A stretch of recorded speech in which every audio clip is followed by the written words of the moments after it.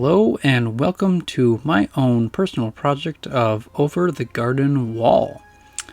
Over the Garden Wall was a project that was created by Patrick McHale for Cartoon Network, which aired in 2014. This project is considered a mini-series, as each episode is roughly around 11 minutes and only one season. Despite the shortened length, as the entire show is around a little over an hour, this project has dedicated fans that have fallen in love with the show over and over again. From its art style, to the background music, to the clever and intriguing dialogue, many fans have memorized scene after scene and have the show very close to their hearts. Because of this dedication, there have been many artistic projects stemming from Over the Garden Wall, from paintings to jewelry to even a college-level stage play, which is great, by the way. With so many amazing ideas, I decided that I wanted to novelize this grandiose show, in case any other fans wanted to read through the story in their downtime. So what I did to novelize Over the Garden Wall was to first put the show on, pretty much on my TV, as well as pull up a tab on my laptop for Over the Garden Wall Wiki, the fandom site, where I got the entire transcript. Scene by scene, dialogue by dialogue, I went through the whole show, describing the scenes, speeches, and actions of our beloved Wirt, Greg, and Beatrice. And yes, of course, Greg's frog. And their adventures through the unknown, fearing the beast and having their suspicions on the woodsman. This was more of a personal passion project, as I label many of my own projects, and was inspired to do this when I watched Camden Jewell's stage play adaptation, which I mentioned earlier. When I finished writing this novelization, I recorded it myself, though I am in no way a professional voice actor. It was, again, more of a personal project for my channel, pretty much, to show my love for literature, writing, and creativity. With that being said, pretty much any of the voices and the dialogue of the characters are not going to be any way close to accurate with the actual show. Like I said before, it's more of a personal project, and I wanted to kind of try out writing out. It was more of the writing aspect, more of the recording, but I kind of wanted to record because it's a fun adventure, and I really love the show. So, without further ado, I hope you enjoy my novelization of Over the Garden Wall.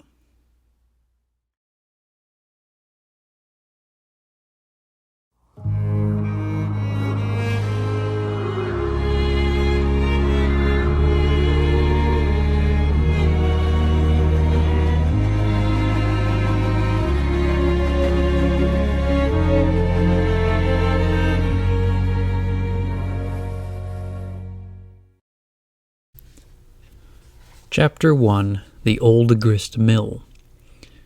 The melody of Into the Unknown plays as distinct visuals switch from various scenes. A toad playing the opening notes on a swiveling piano, singing the enchanting tune. A red-headed girl in a blue dress, petting her dog while sitting in the woods with a bird flying by in the background, and the girl suddenly looking back towards the bird. A grinning black cat on a turkey-drawn cart full of pumpkins, riding on a trail through a thick cornfield. A circus with 4 long-legged instrumentalists performing in front of a large crowd, with the performers including a juggling gorilla and a ballerina dancing on top of a galloping horse. A set of varied wooden dolls. A nobleman in a pristine hallway holding a candle in the dark, looking upon a portrait before being startled by a moving shadow in the wind. An old woman with the top half of her face hidden by shadows, using a pair of embroidery scissors to snip a thread on a quilt. 2 jovial, sailor-looking boys sitting on the rocks that border a river, one winding up a toy steamboat before setting it on the water. A back view of an unknown girl in front of skulls and bones setting a candle down on the shelf in an ossuary.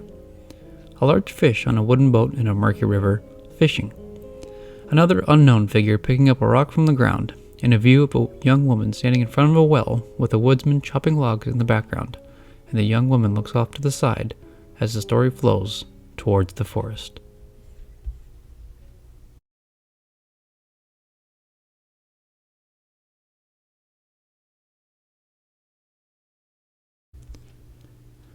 Somewhere, lost in the clouded annals of history, lies a place that few have seen, a mysterious place called the Unknown, where long-forgotten stories are revealed to those who travel through the wood. And these woods would soon be visited by two brothers, Wirt and Greg. It is dark in the woods as their adventure begins, mist blanketing their trails and surrounding the trees in their bramble. A bird could be seen within the branches, watching them silently as they trod through unfamiliar trails.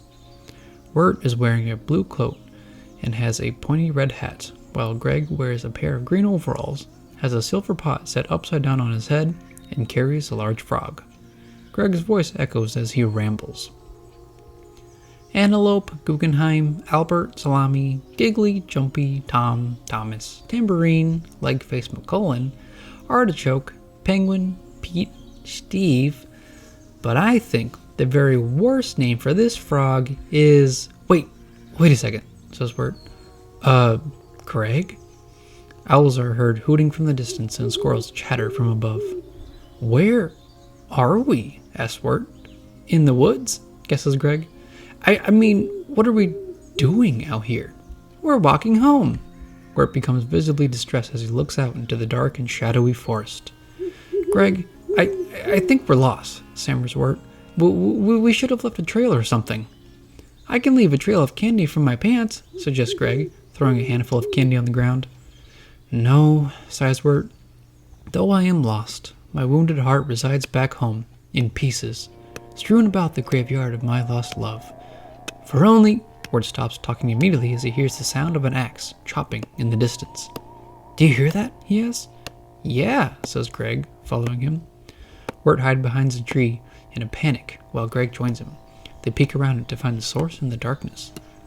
Do you think it's some kind of deranged lunatic with an axe waiting out there in the darkness for innocent victims? Wirt asks quickly. Greg doesn't answer as he jumps ahead and runs further into the woods. Wirt calls after him in a hushed whisper. There are brief chitterings from the squirrels and critters above, frightening Wirt before he follows after his brother and finds him at a large root. Greg, whispers Wirt, you're going to get us into trouble again. Wirt gasps as he looks at the source of the axe cutting. A lone woodsman stands before a fallen tree, nearly split in half. The top half of the tree is hollowed out and splintered and has a menacing face carved into it, while the bottom half is in pieces. The woodsman, clad in a coat and a tall hat, gathers small fragments, twigs, and branches of the fallen tree as he works within the lantern light at his feet. He hums as he continues his work. We should ask him for help, whispers Greg. No, we should not ask him for help, retorts Wirt. But you shush, you shush. The woodsman takes the bundle of sticks with him as he disappears into the separate part of the forest, still humming the melody.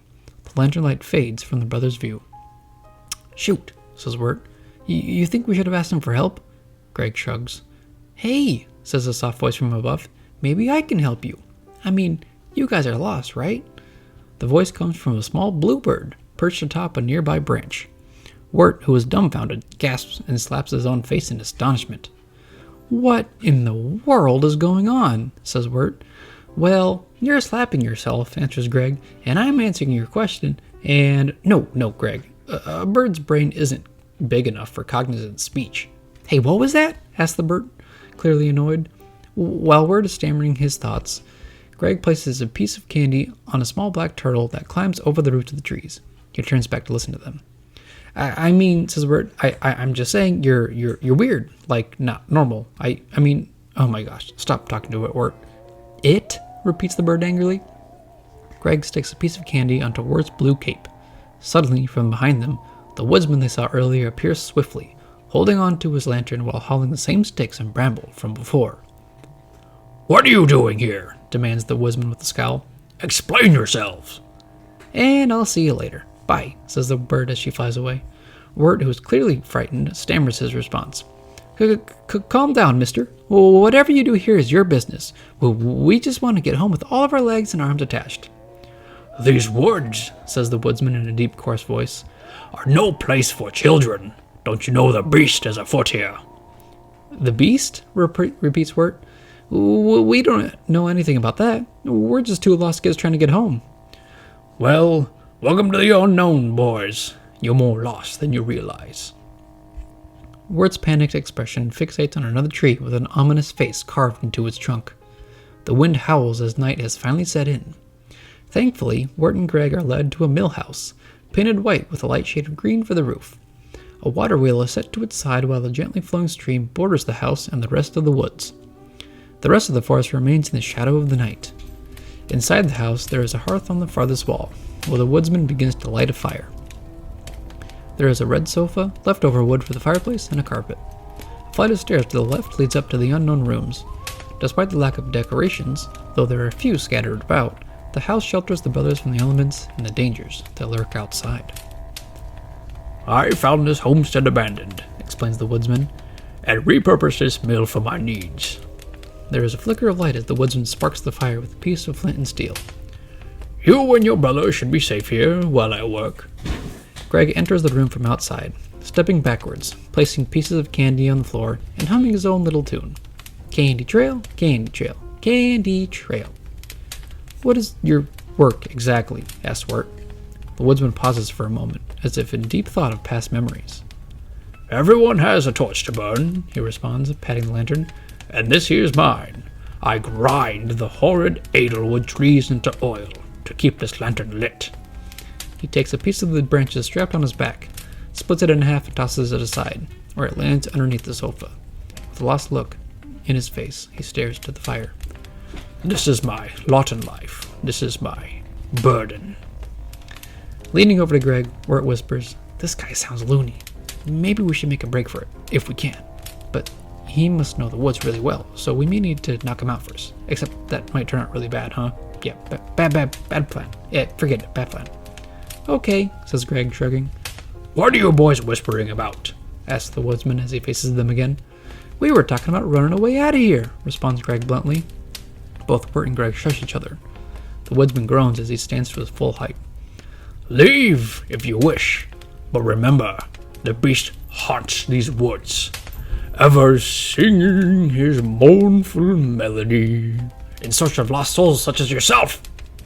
To help us? Asks Greg. No, not to help you, the woodsman responds, turning to walk. I have work to do in the mill.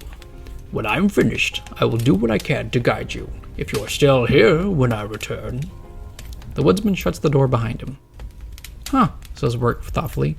I guess we could just leave, but, I don't know. Greg! Greg walks over to a pile of split logs, examining them as he swings them around.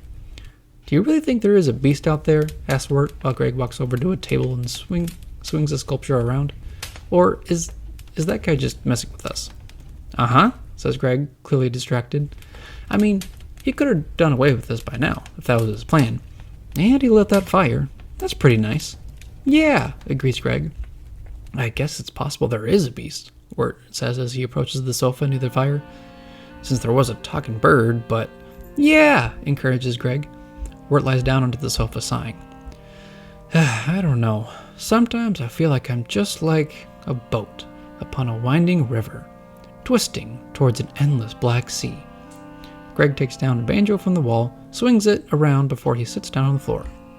Further and further, continues Wirt dramatically, drifting away from where I want to be. Who I want to be. Oh, I didn't know that, says Greg. Did you know that if you soak a raisin in grape juice, it turns into a grape? Greg takes out a rock with a painted face on it. It's a rock fact, he exclaims. You're not helping at all. Why don't you go play with your frog or something? Ah, beans, where's that frog of mine? Hold on there, second brother of mine. I'll be back soon with your plan. Greg throws a bunch of his candies into the air before he exits the room while Wirt stares up at the ceiling in deep thought. Meanwhile, Greg is outside the house, following his candy trail that he left outside, searching for his frog. Kitty! Kitty! Greg calls out. Now where did that frog named Kitty go? Whoop! Greg slips on his own candy. I tripped on my own candy trail, he announces to himself. From within the dark forestry, a monstrous growling echoes. Greg approaches the edges of the forest to check it out, but as he stares out into the forest, a croak from a frog sounds from behind him. That frog is giving me the runaround, he says. Greg goes back to the walls of the mill house, scattering more of his candy. He climbs up a barrel and peeks inside the workstation of the mill. There inside is the woodsman, where he takes pieces of edelwood branches and places them inside a crushing machine with moving gears. From this machine, a black oozy substance pours into a clear vial. The woodsman hums as he places branches after branch. into the machine. Gross, says Greg. Another croak comes from behind Greg. Kitty, he asks. The same animalistic growling from before repeats itself, but from within the deep shadows of the woods. Greg takes a step forward, but falls into the barrel that he stepped on. Oh, there you are, Greg says, finding his frog while it rivets. The growling continues, but is growing closer. Word? Calls out Greg, fearful. He pauses as the growling is closer now. Kitty? From the edges of the barrel, an enormous black dog with glowing blue and yellow eyes appears, its fangs extending. You have beautiful eyes, exclaims Greg. The dog screeches and howls as it unhinges its jaw, ready to strike. But before anything happens, the scene shifts over to Wirt. He is playing a handheld stick and ball game, a Bolero toy, before he hears a crash from outside. He stands up in response. He begins. Sounds of footsteps approach before the woodsman barges in. What's happening? He demands. Where's your brother? I don't know, says Wirt, shrugging. Just then, Greg stumbles into the room with shambles of the barrels scattered about him. Holy moly, hot dog, Greg says before he is knocked back against the flight of stairs by the monstrous black dog. It's the beast, exclaims Wirt. Stay back, boys, commands the woodsman, wielding the axe and ready to fight the dog. Greg takes a piece of the wood as he slips further down the stairs. This creature, continues the woodsman, which is known as... Greg knocks the hat off the woodsman's head as he becomes confused and loses his footing, where he slips and breaks the sculpture from before and falls unconscious on the floor. Greg, yells Wirt, why did you do that? That was the plan, remember? Replies Greg. Knock him out. No, bad plan. Wirt backs up near the fireplace, taking the fire grate as a shield as he tries to defend himself against the dog. Greg, however, takes the axe and with the back end of it, whacks the dog playfully. Spank, spank, spank, he says as he hits the dog. While it turns around in distraction, Wirt runs from his position and out into the door, into the mill. Run, run, run, run, run, run, Wirt yells. Candy camouflage, exclaims Greg as he throws Candy in front of him, grabbing the axe and his frog, and following Wirt. The ferocious dog chases after them, splitting open the door frame and crashing into the mill, breaking the machine and its gears. Wirt clambers onto a platform while Greg joins him. This is amazing, huh? Says Greg. While the black dog comes free of the wreckage, Wirt spots a sack of potatoes to the side. He grabs a few and throws them at the dog, but to no damage or distraction. Dumping the entire bag onto the dog, Greg looks from side to side as he holds both the axe and his frog. Am I supposed to throw something? He asks. Oh yeah! With a sudden realization, Greg tosses a handful of his candy onto the platform. The black dog spots the treats and begins to lick them up at once. Greg comes back to Wirt, where they hide behind a giant deer. He's eating your candy, says Wirt, surprised. I wonder if he ate my whole candy trail that led to this mill, wonders Greg. Ah, Greg, says Wirt as he smacks Greg's teapot. You led the beast right to us with your candy. As the dog finishes the candy, it claws in the direction of the brothers, but ends up flipping the platform to its side, separating them from the dog. As it is stuck momentarily, Wirt and Greg stand up in a daze. Hey, give me the axe, says Wirt, taking the item. You're too little to have it anyway. We gotta get out of here. Greg nudges Wirt as he points out a ladder that leads upwards. Wirt takes the lead as the ladder ends up at the very top of the roof of the mill. They climb up successfully, but the dog bursts through the roof, causing the brothers to back up to the very edge. Greg, says Wirt frantically, give him the rest of your candy. Greg searches his pockets, but nothing remains. As he looks around, he spots one piece that is still stuck to Wirt's cape. Taking the candy piece, he throws it over the roof where the dog jumps after it. The piece and the dog end up lodged into the gears and wedges of the watermill, where it crushes the dog and scatters the entire building of the mill, causing Wirt and Greg to fall into the nearby stream. A black ooze is seen escaping the dog's mouth. As Wirt wields the axe and comes to his feet, he sees a black turtle with the same candy piece stuck to its shell scuttle around his feet. He looks at it curiously. Hey Wirt, look, says Greg excitedly. Greg? asks Wirt, looking around, finding his brother with his frog atop a normal behaving dog with white and brown fur. Wirt, he spit out that turtle, and now he's my new best friend. The dog shakes off the water, causing Greg and his frog to fall off. The dog begins to walk off into the woods. Where are you going? Calls out Greg, but the dog ambles off. Ain't that just the way? While the dog lays down the rest, the woodsman comes from inside and sees the destruction. The mill is destroyed, he says in dismay. The oil, all gone. But look, reminds Wirt. We got the beast problem solved. He points over to the dog, happily resting. That dog? Yells the woodsman. That is not the beast. The woodsman takes the axe away from Wirt and moves towards the stream. The beast, he continues, cannot be mollified like some farmer's pet. He stalks like the night, he mutters as he swings the axe through a rock. He sings like the four winds. He's the death of hope. He steals the children and he'll ruin. The woodsman murmurs away while Wirt and Greg watch him. You're always messing up, Greg, says Wirt.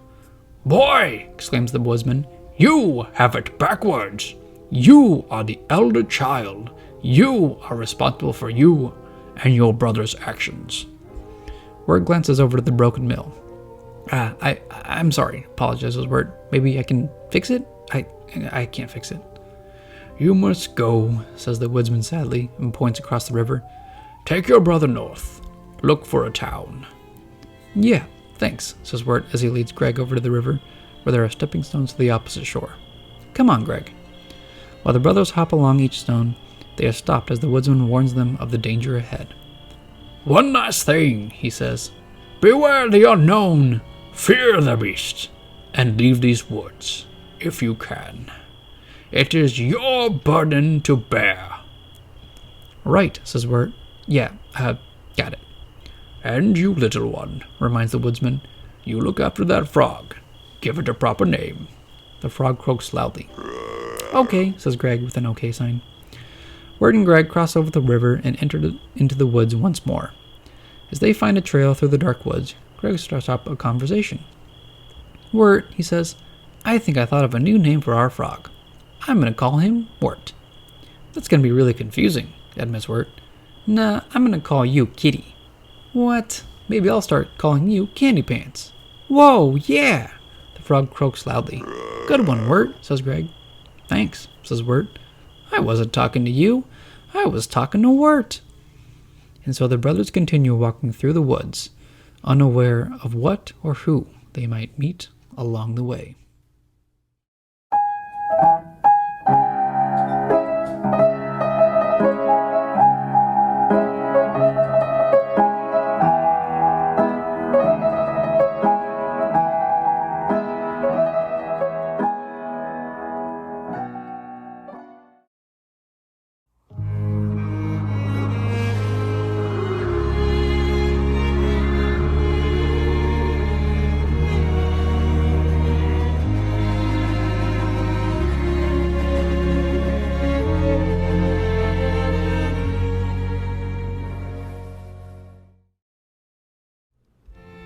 Chapter 2 Hard Times at the Huskin Bee. The beginning sunlight of the next day shines through the autumn breeze. Golden leaves fall from the forested trees as Wirt and Craig make their way onward. Up above, geese fly in a V pattern, while down below, insects chirp and scuttle about, and a flock of turkeys cluck in the distance. As the brothers walk, Greg is blowing raspberries by pushing both of his cheeks with his fingers together. Greg's frog sits on top of the upside-down teapot while Wirt listens to his brother's nonsense. It's almost morning, says Wirt, worried. We should have found a town by now. This is the way the woodsman told us to go, right? Have you listened to anything I've been saying? Responds Greg. For the last couple of hours, I've been saying... Greg blows more raspberries. Well, that settles it. I'm going to walk up 10 feet ahead of you. From the distance, a soft voice calls out, Help! Huh? Says Greg, alerted. I'm stuck, says the voice. I hear something, announces Greg. It's probably nothing, says Wirt as he approaches his sign, nailed to a tree. Hey, look! Pottsfield 1 mile. A town! Let's go that way. Okay, let's go this way, says Greg and goes in the opposite direction. Greg walks ahead and is alerted again with the voice. Hello? Calls out Greg. Hey, you, says the voice. Who, me? Yeah, you. The voice comes from within the bushes, where the same bluebird from before is stuck in a tangle of vines and twigs. Oh, hello, greets Greg. It's you again, says the bird. I'm stuck. Help me out of here and I'll owe you a favor. Whoa, I get a wish? No, not a wish. I'm not magical. I'll just do you a good turn. Can you turn me into a tiger? No, I just said I'm not magical.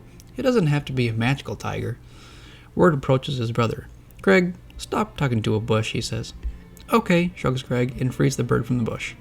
Thanks, says the bird. I owe you a favor. So, you two are lost kids with no purpose in life, right? Wirt seems surprised, but Greg gives a response. How about I bring you to Adelaide of the pasture, suggests the bird, the good woman of the woods. She can help you get home. Oh, says Greg, enchanted. No, disagrees Wirt, waving his hands. Magic talking birds leading us to fairy godmothers and a mysterious... I'm going to Pottsfield. Yeah, says Greg. We're going to Pottsfield. Come on. Greg beckons the bird over as she impatiently comes with them. What about the favor, she asks. I'll think of my wish later, replies Greg. The bird sighs with annoyance. Wirt, Greg, the frog, and the bird walk through a pumpkin patch on a trodden trail. The morning sunlight shines brightly upon them. So, let's small talk, says Greg. My name's Greg. What's yours? Beatrice, says the bird, irritated. My brother's name is Wirt. Who cares? Wirt looks over to them, annoyed, but says nothing. And my frog's name is Wirt Jr., continues Greg, but that may change. Okay, that's great, says Beatrice, and in a quiet tone whispers, how about you and I ditch your brother? Maybe later. So is it nice being a bird? Nope, she says bluntly. Oh, do you like waffles? No, waffles make me sick. I eat maggots. Greg screams at her response. What? She yells out. How can you not eat waffles? He asks loudly before he screams again. What? Beatrice yells again. I stepped on a pumpkin. Aha! Civilization, see? Announces Wirt. As the travelers are walking, they end up at the top of a hill. In the valley before them is a simple village, where the fields of corn and pumpkins end. Wirt accidentally steps into a pumpkin too, and shakes it off. All right, he says, let's rejoin society. The three visitors enter the town, but while they walk through it, they realize that no one is to be seen anywhere. They pass through houses and into small alleyways, but still not a soul can be seen. Hello? Calls out Wirt uncertainly. Hello? See anyone? No, responds Greg. I see you. Yeah, I see you too, Greg. Hey, not to be obnoxious, interrupts Beatrice, annoyed, but an abandoned ghost town doesn't seem like it's going to be that useful in getting you guys home. There's got to be somewhere, he says as he knocks a few times on a random house before entering. Excuse me, anyone here? Hello? Inside the house is the main room and an empty table with a large turkey on the opposite side. It lifts up its head in response to Wirt's entrance. Oh, says Wirt awkwardly. Sorry, I'm looking for a phone. Sorry. Wirt exits the house and leaves the door ajar. The turkey's head plops down into the table. Returning back to Beatrice, she asks, Did you find anything? Nope. Where's Greg? He asks, seeing that only the frog is there. Greg pops out of the stack of hay. Do you hear that? He asks. From an old barn, a melodic singing paired with a pastoral theme of stringed instruments are heard. Wirt, Greg, and Beatrice head over to check out what's going on. They open up the barn to see a surprising scene. Figures dressed in pumpkins and straw and pilgrim-styled outfits are having a strange celebration. A group of them are dancing around a massive figure that stands high above them on a maypole in shadows. Others are husking corn and peeling apples while another is bobbing for apples in a bucket of water. A black cat is seen dancing among the strange folk. While Wirt, Greg, and Beatrice take everything in, another figure from outside bumps into them, also dressed in a pumpkin outfit. Oh, pardon me there, he says, his voice muffled by the pumpkin, and turns to them. Say, you ought to out your darn your vegetables and celebrate the harvest with us. Oh, says Wirt in realization, you're wearing costumes. Well, sure, says the pumpkin pilgrim. Pumpkins can't move on their own, can they? Ha, no, says Wirt awkwardly. Good thing I didn't take this off, says Greg, shaking his foot that still has the pumpkin stuck to it. You guys find this place as creepy as I do, right? Says Beatrice. So, it's some kind of weird cult, says Wirt shrugging, where they wear vegetable costumes and dance around a big thing. They seem nice enough. Okay, so you're in denial, assumes Beatrice. That's fine, but I'm just saying, something feels off about this place. They look over to see another pumpkin pilgrim, but they wield a carving knife, where they are making their own jack-o'-lanterns. Their own pumpkin face creaks as it turns towards the visitor's direction. Well, says Wirt, maybe I can find someone here who will give us a ride home. Greg, you stay out of trouble. Beatrice, thank you, but you can leave. I can't leave, she says, irritated. I'm honor-bound to help you since you guys helped me. That's the Bluebird rules. Ah, okay, says Wirt as he heads further in. Beatrice, would you care for this dance? Says Greg in a fake fancy posh voice.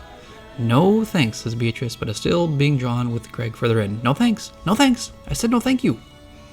While Greg leads Beatrice in, the figure that the pumpkin pilgrims dance around follows their direction with an eerie gaze.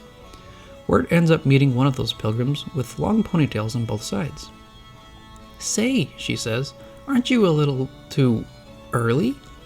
What do you mean? Asks Wirt. I mean, it doesn't seem like you're ready to join us just yet. Join you? Yeah, no, I'm just passing through. Folks don't tend to pass through Pottsfield. Oh, yeah? He asked nervously. Yeah, it's nice here. I'm really just looking to leave here as fast as possible. From the side of Wirt comes an older-looking pumpkin figure, holding up a cornucopia as if using it for a hearing aid. What? What? He stammers. Leave Pottsfield? Who wants to leave Pottsfield? The background music stops with faltering notes as the rest of the villagers turn in surprise. Tension builds immediately. He wants to leave Pottsfield, whispers some of the villagers. Oh, are we leaving already? Asks Greg. Let's leave immediately, suggests Beatrice, distressed. I'm just trying to get home, Wirt says, trying to explain himself. They're not supposed to be here, whispers more of the villagers. Maybe they're here to steal our crops, or to ruin our party. Or take off our pumpkin shoes, adds Greg happily. One of the villagers closes the main barn doors, and inside, it becomes instantly darker. There is a deep chuckle from the tall figure from within the shadows. Wirt's nervous smile fades as he looks up in shock. The maypole and its large pumpkin head from above moves and lowers its face to look upon the visitors. Well now, hold on everybody, says the figure in its deep voice. Let's not jump to any conclusions. Whoa, says Greg, surprised. Enoch, says the older villager, what shall we do with them? I'm done, says Beatrice and flies off. Enoch's strands from the top of the barn snaps off, and he uses the strands as arms and wiggling limbs. By now, Wirt and Greg are surrounded by the pumpkin pilgrims. Well now, grumbles Enoch. Let's see here, boys. How did you end up in this little town of ours? Well, begins Wirt, we were trying to get home. We came into town from the woods. We saw your farms and your houses and thought, hey, here's a normal place with normal people. And we both stepped on pumpkins, added Greg. Yeah, agrees Wirt. And then we heard the music from the barn and, well, how about we just leave? Now let me get this straight, says Enoch, now becoming more menacing. Come to our town, you trample our crops, you interrupt our private engagement, and now you want to leave. Yes, responds Wirt. You'll never convict, yells Greg, stomping his pumpkin foot. You have no proof. From behind them, the older villagers hold Beatrice, who squirms to get out of his grip. This one's trying to escape, he says, bringing her forward. Let me go, protests Beatrice. I don't know these clowns. Children, says Enoch. It saddens me that you don't wish to stay here with us, particularly because I simply have to punish you for your transgressions. Enoch's extra hay tendrils flare up around him. I told you this place was bad news, says Beatrice. So by the order of the Pottsfield Chamber of Commerce, rings Enoch in a sing-songy voice. I find you guilty of trespassing, destruction of property, disturbing the peace, and murder. Murder? Stammers Wirt incredulously. Oh, no, not murder. Enoch corrects himself. But for those other crimes, I sentence you to a few hours of manual labor. Wait, what? That's it? Asks Wirt. In the fields of the pumpkin patches and cornfields, Wirt, Greg, and Beatrice all have a ball and chain tied to their legs. Beatrice initially tries to drag herself away from hers, while Greg happily balances his frog on a rake, while Wirt gathers small straw into small piles. Next, Wirt snips off the stems of pumpkins, while Greg throws them onto a cart that is pulled by giant turkeys. The turkeys pull off Wirt's hat and garble in delight. Meanwhile, pumpkin heads pop up from behind the stalks of corn. watching them as they work. Beatrice looks over to them worriedly. During their day, as they are pulling ears of the corn from the field, Wirt tries to take a bite to eat, but since they are under a vigilant watch, he's not allowed to. Finally, nearing the end of the day, Wirt and Greg are digging into the loose soil with shovels in an open field. Just a few hours of manual labor, says Wirt, wiping his forehead, and we're almost done. And then what are you going to do? Asks Beatrice, who sits on the ground watching the brothers dig. Just wander around, this way and that way, through the woods, forevermore? Maybe we'll stay in Pottsfield. It's nice here. I don't know. Why do they even have you digging these holes? Planting seeds or something? Maybe, says Beatrice with a gasp of fake delight. They're gonna bury you out here. Hey, exclaims Greg, buried treasure. Whoa, really? Asks Wirt and turns to Beatrice. See, Beatrice? And as he turns to Greg asks, what'd you find? A skeleton, Greg announces excitedly as he crawls out of the hole. Wirt stammers in shock realization. We're digging our own... I was wrong. All along, I don't know how to get us home. Use your little feet to pick our locks. Oh, now you want my help? Says Beatrice defensively. I don't want your help, says Wirt, but music from within the fields began to play, sounding like a funeral jazz march, with a trumpet and snare drum. Wirt looks up to see a procession in the field with 4 white flags and Enoch leading the parade, tied up to the front flag and approaching them. Yes, yells Wirt panicked. Yes, I want your help, Beatrice, seriously. Your time is up, announces the elderly pumpkin villager. Suddenly, as Wirt turns around with a shout, an entire crowd of the pilgrims are lined up close to Wirt and the hole he dug. Enoch looks down at both Wirt and Greg in the work that they did. Them holes been dug? Asks the old villager. Yeah, responds Wirt nervously. Splendid. Well then... But no. No, the villager repeats. Psst, Beatrice whispers from within the hole that Wirt stands in, chipping away at his chain. Keep stalling. Right, yeah, stammers Wirt. We were digging, and there were too many rocks. You guys don't like rocks, right? The villagers murmur over one another. No, we don't like rocks. I don't think so. See, says Wirt, so we were like, we should get rid of these rocks. Well, that's a good idea, murmurs the villager. Beatrice flies over to where Greg is to begin to free him, while Wirt distracts the villagers.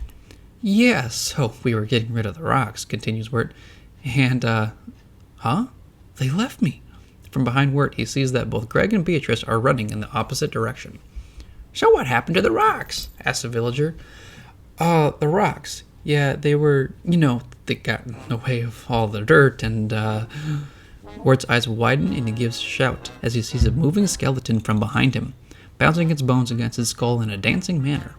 The villagers surround the skeleton where it rolls into a pumpkin outfit, much like the others, while the villagers whoop and cheer him on. Meanwhile, a second skeleton pops up right next to Wirt, who shouts in shock again. The second skeleton does the same and has a different pumpkin outfit. They all begin to dance around the flags and around Enoch, who seems delighted. They're all skeletons, Wirt says in realization. Thanks for digging up the life of the party, says the villager. Ah, what a wonderful harvest, rumbles Enoch before he turns to Wirt. And what about you? You sure you want to leave? Me? Yes, says Wirt instantly. Oh, well, responds Enoch, turning back to the event. You'll join us someday. Psst, Beatrice calls out to Wirt in the cornfields. Why are you still here? What do you mean? Says Wirt defensively. You guys left me. Beatrice gestures over towards her ankle. No longer having a ball and chain, Wirt looks down and realizes she had freed him before Greg and her had taken off without him. They both rush out of the field and run down the trail into the woods, meeting up with Greg. Wirt is out of breath. Are they chasing us? Nope, says Greg and Beatrice. I thought you guys, begins Wirt. You're welcome, says Beatrice.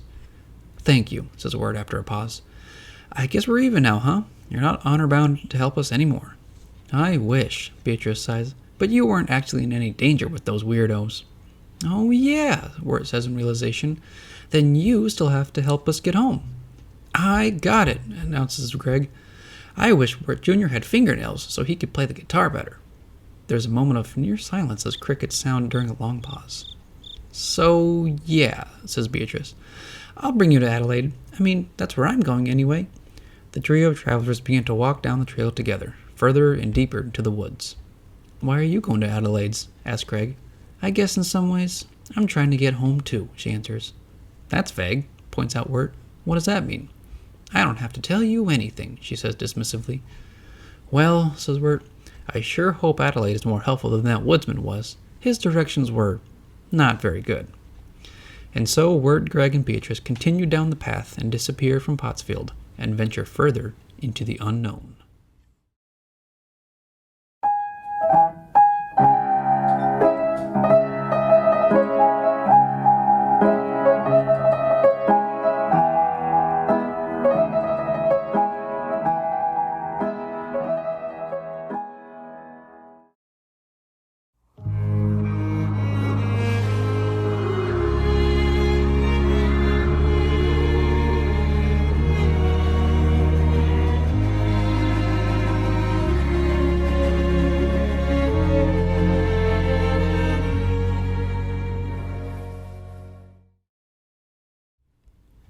Chapter 3, Schooltown Follies. Wirt, Greg, and Beatrice walk along a trail with an uneven stone wall next to them.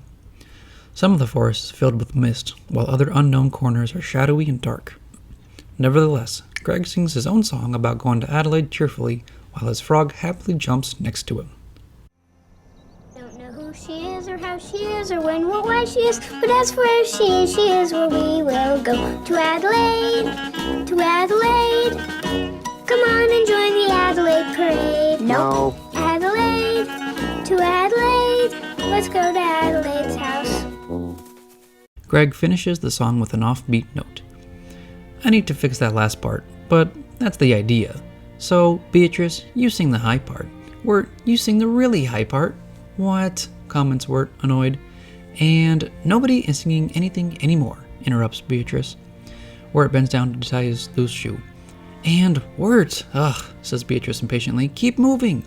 But I have to, begins Wirt, but stands up anyway. Alright. But we have to do something fun, says Greg. You know, we really don't, disagrees Beatrice. We can just keep walking silently, you know? And, Wirt, let's go, come on. Sorry, stammers Wirt once he tries again to tie his shoe. But shouldn't we, begins Greg. Greg, don't you want to be more like your brother, says Beatrice. Just always doing what you're told, just a pathetic pushover who relies on others to make all his decisions. Hey, what? Says Wirt offended. I'm not a pushover. Hold on, Wirt, let me get to my point. Fine, says Wirt with a scoff. See, Greg?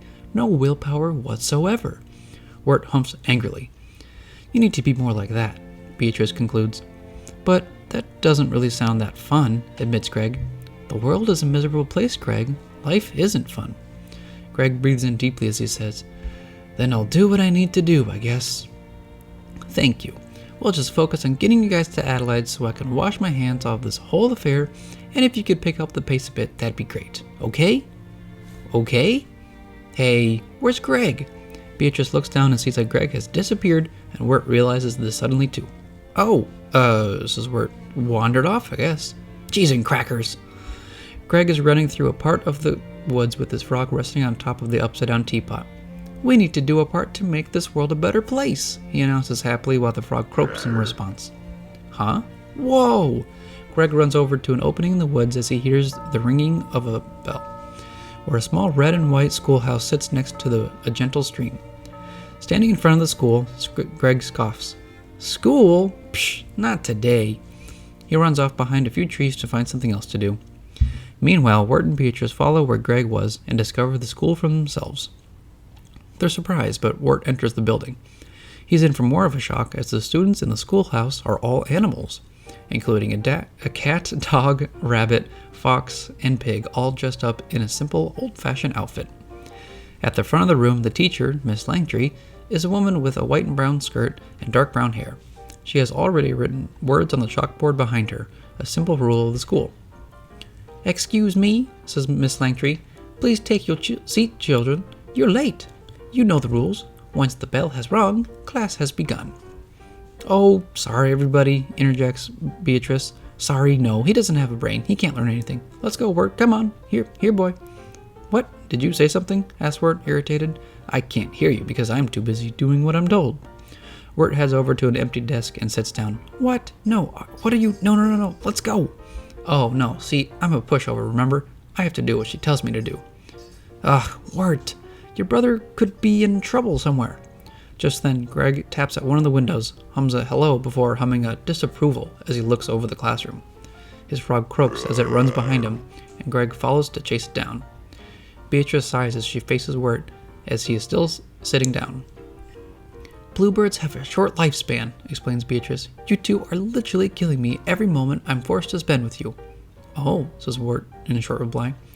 Young man, announces Mrs. Langtry, I will not stand for such nonsense in my classroom.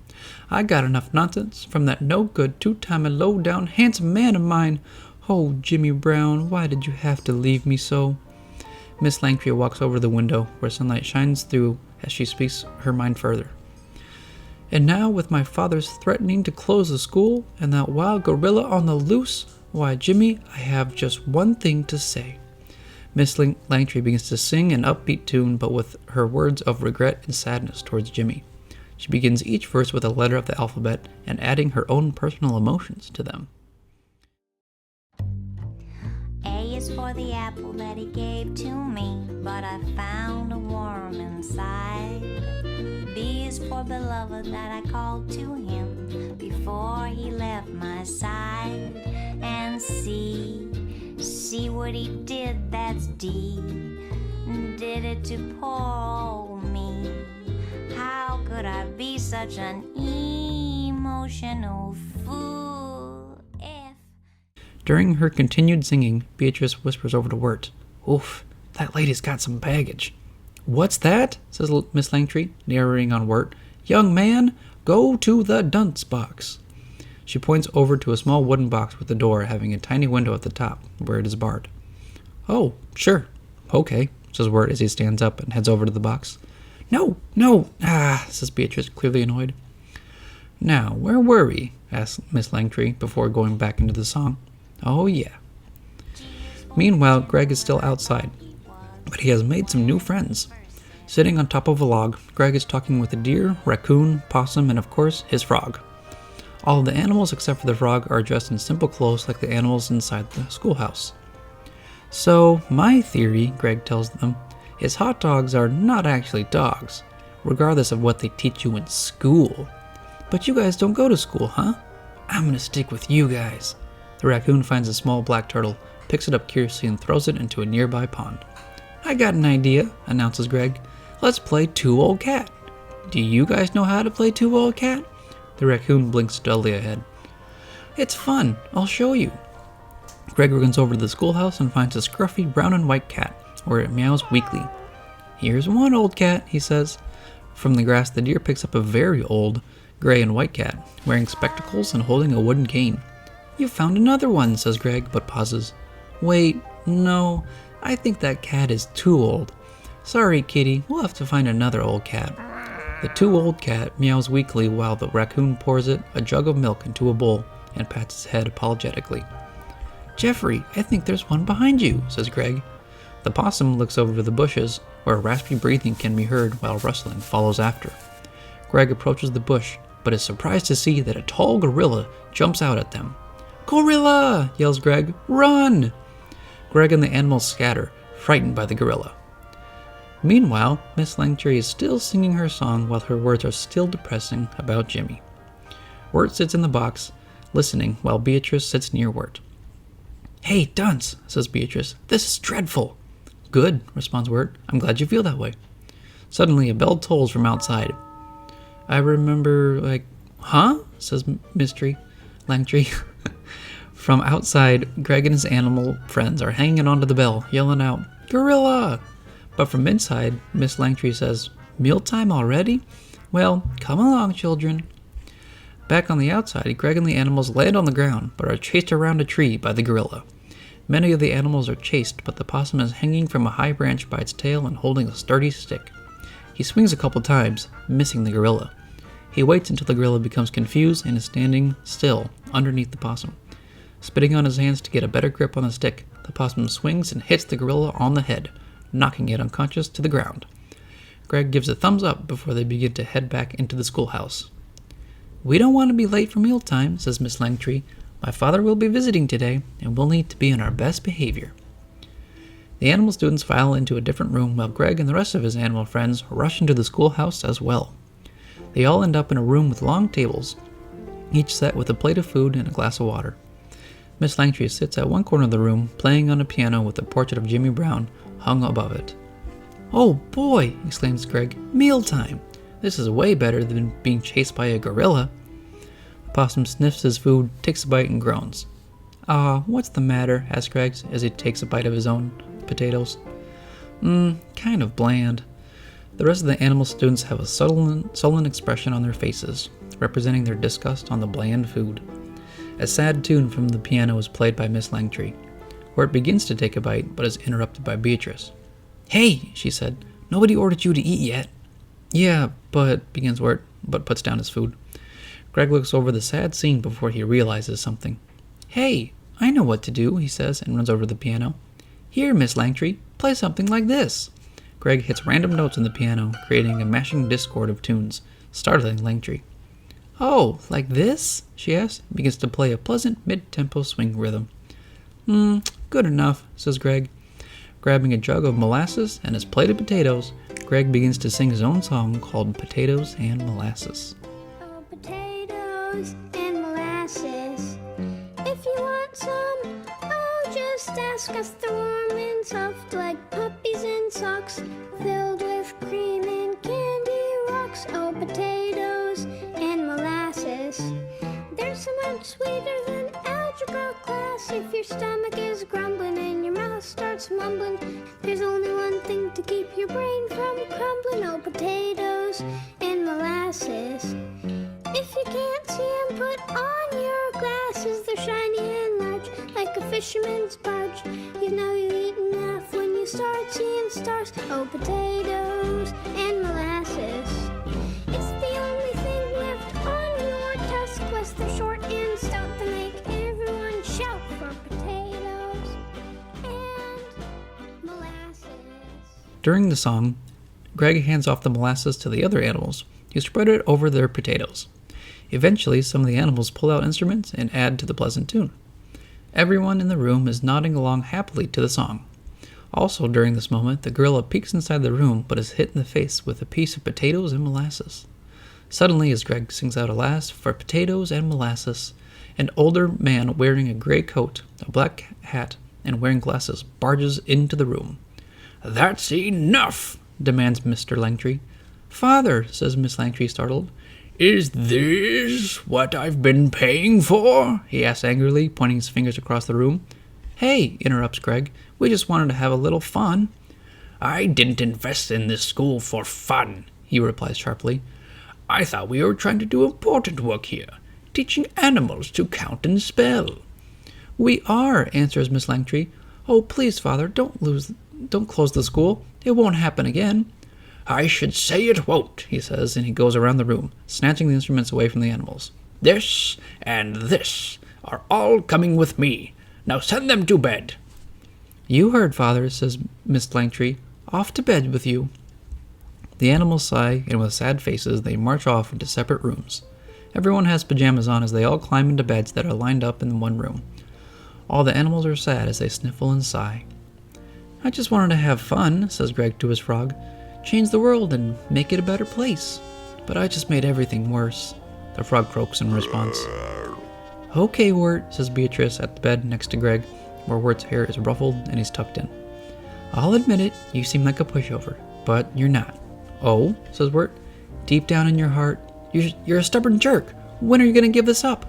"Maybe never. Maybe I'll never give this up."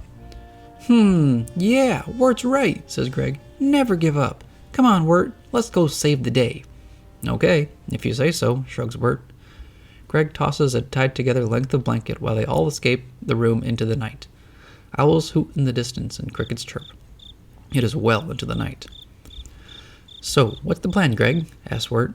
"Plan?" repeats Greg. "Oh, I don't know." From within the woods they hear a familiar voice. They stealthily creep up against a bush, where they see Mr. Langtry hunched around the instruments he had taken from the animals. "Oh, would have thought making a primary school for animals was a bad idea," Mr. Langtry wonders to himself. "My life savings, my home, Everything I had went into that dear, dear school. And now I'm forced to sell these instruments just to keep it open. All the while that loathsome Jimmy Brown is off gallivanting who knows where. Not to mention that wild gorilla on the loose. If only something would go right for a change. Mr. Langtry curls up under a makeshift tent he made with an extended trombone and its jacket. He begins to snore loudly. Okay, I think he's asleep, whispers Greg. Let's go steal his stuff. What? Says Wirt and Beatrice, shocked. As morning arrives the next day, Mr. Langtry is awakened by a small drop of water. Once awake, he realizes all the instruments are gone and he is left alone.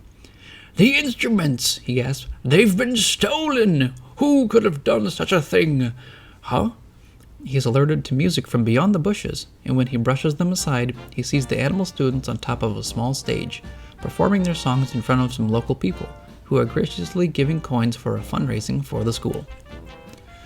What is this? asks Mr. Langtry, approaching Wirt and Beatrice with Miss Langtry nearby. It's a benefit concert, answers Wirt, for the school. Ah, isn't it grand, comments Miss Langtry. All these fine people giving out of the goodness of their hearts. Not like my Jimmy Brown. Oh, here we go, sighs Beatrice. All he ever did was steal my heart away, says Miss Langtry. Just then a shadow appears over her. Gorilla! Shouts Greg from the stage. The gorilla figure towers over Miss Langtry, screaming and waving its arms in front of her. Young man, do something, says Mr. Langtry. Wirt closes his eyes and runs towards the gorilla. However, he trips over his own shoelaces and tumbles straight into the gorilla. When he does, the head of the gorilla pops out like it's made out of a costume. The crowd gasps. From within the gorilla costume, a man with a curly mustache and blonde hair sighs as he gets up. Ah, finally, says the man. Jimmy? asks Miss Langtry. That's right, darling, he answers. I was the gorilla. But why did you do it? Got a job in the circus, so I could finally buy you that wedding ring. But when I got in the dang suit, everybody was too doggone scared to help me out. Oh, Jimmy, darling. Everybody cheers as Jimmy and Miss Langtry hug. I guess the world really is as sweet as potatoes and molasses, comments Mr. Langtry. As he says this, Greg starts up the band again with his song, Potatoes and Molasses. So, says Wirt to Beatrice, want me to tell Greg it's time to get going? Nah, let him have his fun, she answers. Greg continues to lead the band on the stage by waving a baton. Hey, Wirt, says Beatrice, tie your shoes. Oh, okay, says Wirt, and finally ties his shoes.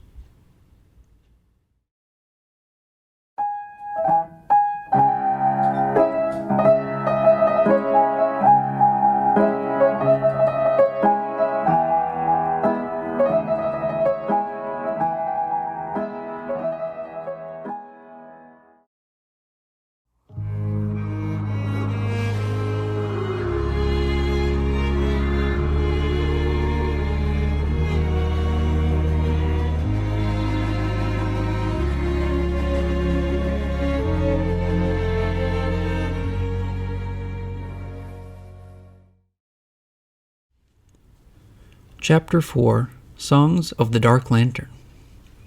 Rain pours down into the dark forest as the day has shifted into night. The woodsman saunters through the woods with his lantern, finding a black turtle near a tree.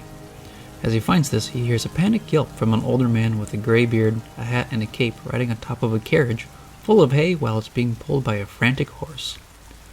"Oh no!" exclaims the man. "The beast is upon me!" At the bottom of the haystack, there is a quack from a duck. "Shh," says Greg, but from within the hay, popping out to check on his surroundings. "Greg," calls out Wirt quietly, "is there a beast out there?" Greg scans what he can in front of him, but sees only the darkened forest and the dirt road the carriage is riding on. Says Greg and hides back in the hay, where Wirt, Beatrice, and Greg's frog are. "I found a duck. Do you know how to make eggs from a duck? I'm hungry." "What about the beast?" Wirt asks again. "The beast is upon me," yells the man from the carriage. "I didn't see any beasts," responds Greg. "That driver is nuts." Nuts. "Phew, well that's good," says Wirt. "Good?" says Beatrice, worried. "That crazy driver is taking us way off course." "Really?" asks Wirt. "Yeah, who knows where we are by now with that guy acting all bananas." Ooh, banana nut duck bread, mumbles Greg. Just then lightning strikes, startling the horse and causing the carriage to tip to one side. The haystack tumbles out, and so does Wirt, Greg, and Beatrice, along with the ducks and Greg's frog. Further down the road, there is a solitary building made of stone and has a steep roof. There is light inside, and on the second story, a silhouette is presumably watching them. Lightning flashes quickly to reveal an older man wearing black goggles, a lumpy red hat, and a red coat. To the side of the building is an open stable with a white horse inside. Well, finally some luck, says Beatrice. Let's go to this creepy tavern and ask for some directions. But it's creepy, responds Wirt. Why don't you guys go ask for directions and I'll just wait out? No, wait, I don't want to be here by myself. How about you guys just go to the tavern, yells Beatrice. Okay, says Wirt as they all begin to head towards the building. I'm hungry, adds Greg. Little do they know, the woodsman had followed their trail and he watches them carefully from behind the trees. Meanwhile, at the front door of the tavern, Wirt struggles to open the door, but it's stuck. He peeks inside and finds that a scruffy dog blocks the way inside. Oh, excuse me there, Wirt says as he pushes open the door and the dog rolls to its side. Excuse me. The visitors enter inside and find a crowded place. Most of the people inside are sitting around tables, talking quietly amongst each other. There is a down-tempo style of music playing while whistling is heard at the forefront.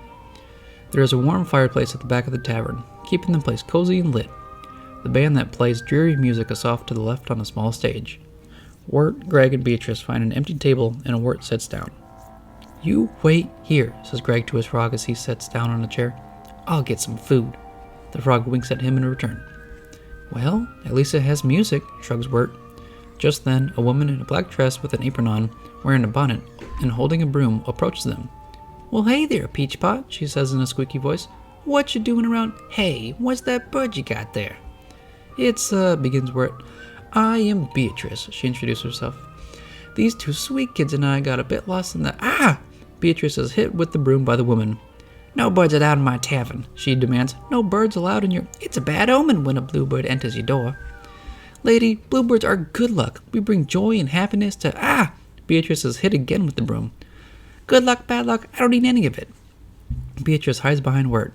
Curse you, lady, yells Beatrice. Curse you. You'll die someday and I'll laugh. Laugh. Wirt hits by the broom now and he falls off his chair.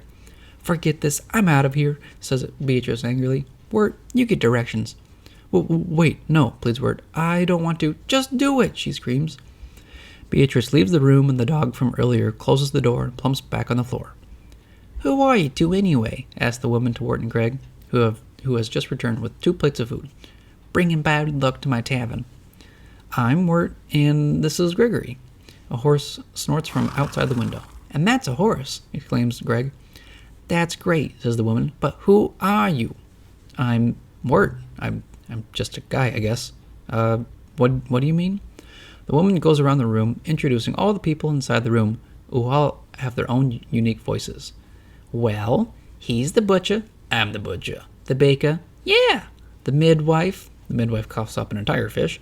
The master and apprentice. The master pulls the apprentice close to him as he's tied with a rope. The tailor groans sadly. And I'm the tavern keeper, she finally finishes as another mysterious figure appears next to her. Who are you? I'm hungry, exclaims Greg, waving the now empty plates in his hands. I don't know, says Wirt. I don't really like labels. I'm just sort of myself, you know? Maybe he's simple, grumbles the master. No, I'm just lost. See, we're trying to get the I'm the highwayman, announces a man on the stage, wearing a red shirt, brown pants, and a pointy hat. He has a scruffy-looking face with the wide eyes and black goggles around his head. He was the figure that was watching them earlier. Okay, says Wirt. Good to know. Well, so, you see, I'm the highwayman, says the man again. I make ends meet, just like any man. I work with my hands, but if you cross my path... A mid-tempo music begins. The highwayman begins to chant his personal song and dance in an odd manner. I'll knock you out, drag you off the road, steal your shoes from off your feet. I'm that highwayman, but I'm making me.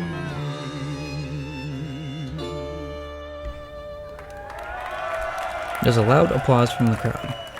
Greg brings over more food for him and Wirt. They both sit down and have a quick breather. Meanwhile, Beatrice is outside in the stables next to him, next to the building. A horse is there, eating a bundle of hay. The rain continues to pour outside. Ugh, hay, sighs Beatrice, looking over to the horse and gives a surprised look. Are you wearing lipstick? The horse licks off what clearly looks like lipstick before smacking its lips and snorting happily. From within the forest, both Beatrice and the horse hear a loud melodious singing. There is a faint light in the woods as well. Who is out there? Asks Beatrice, mainly to herself and to the horse.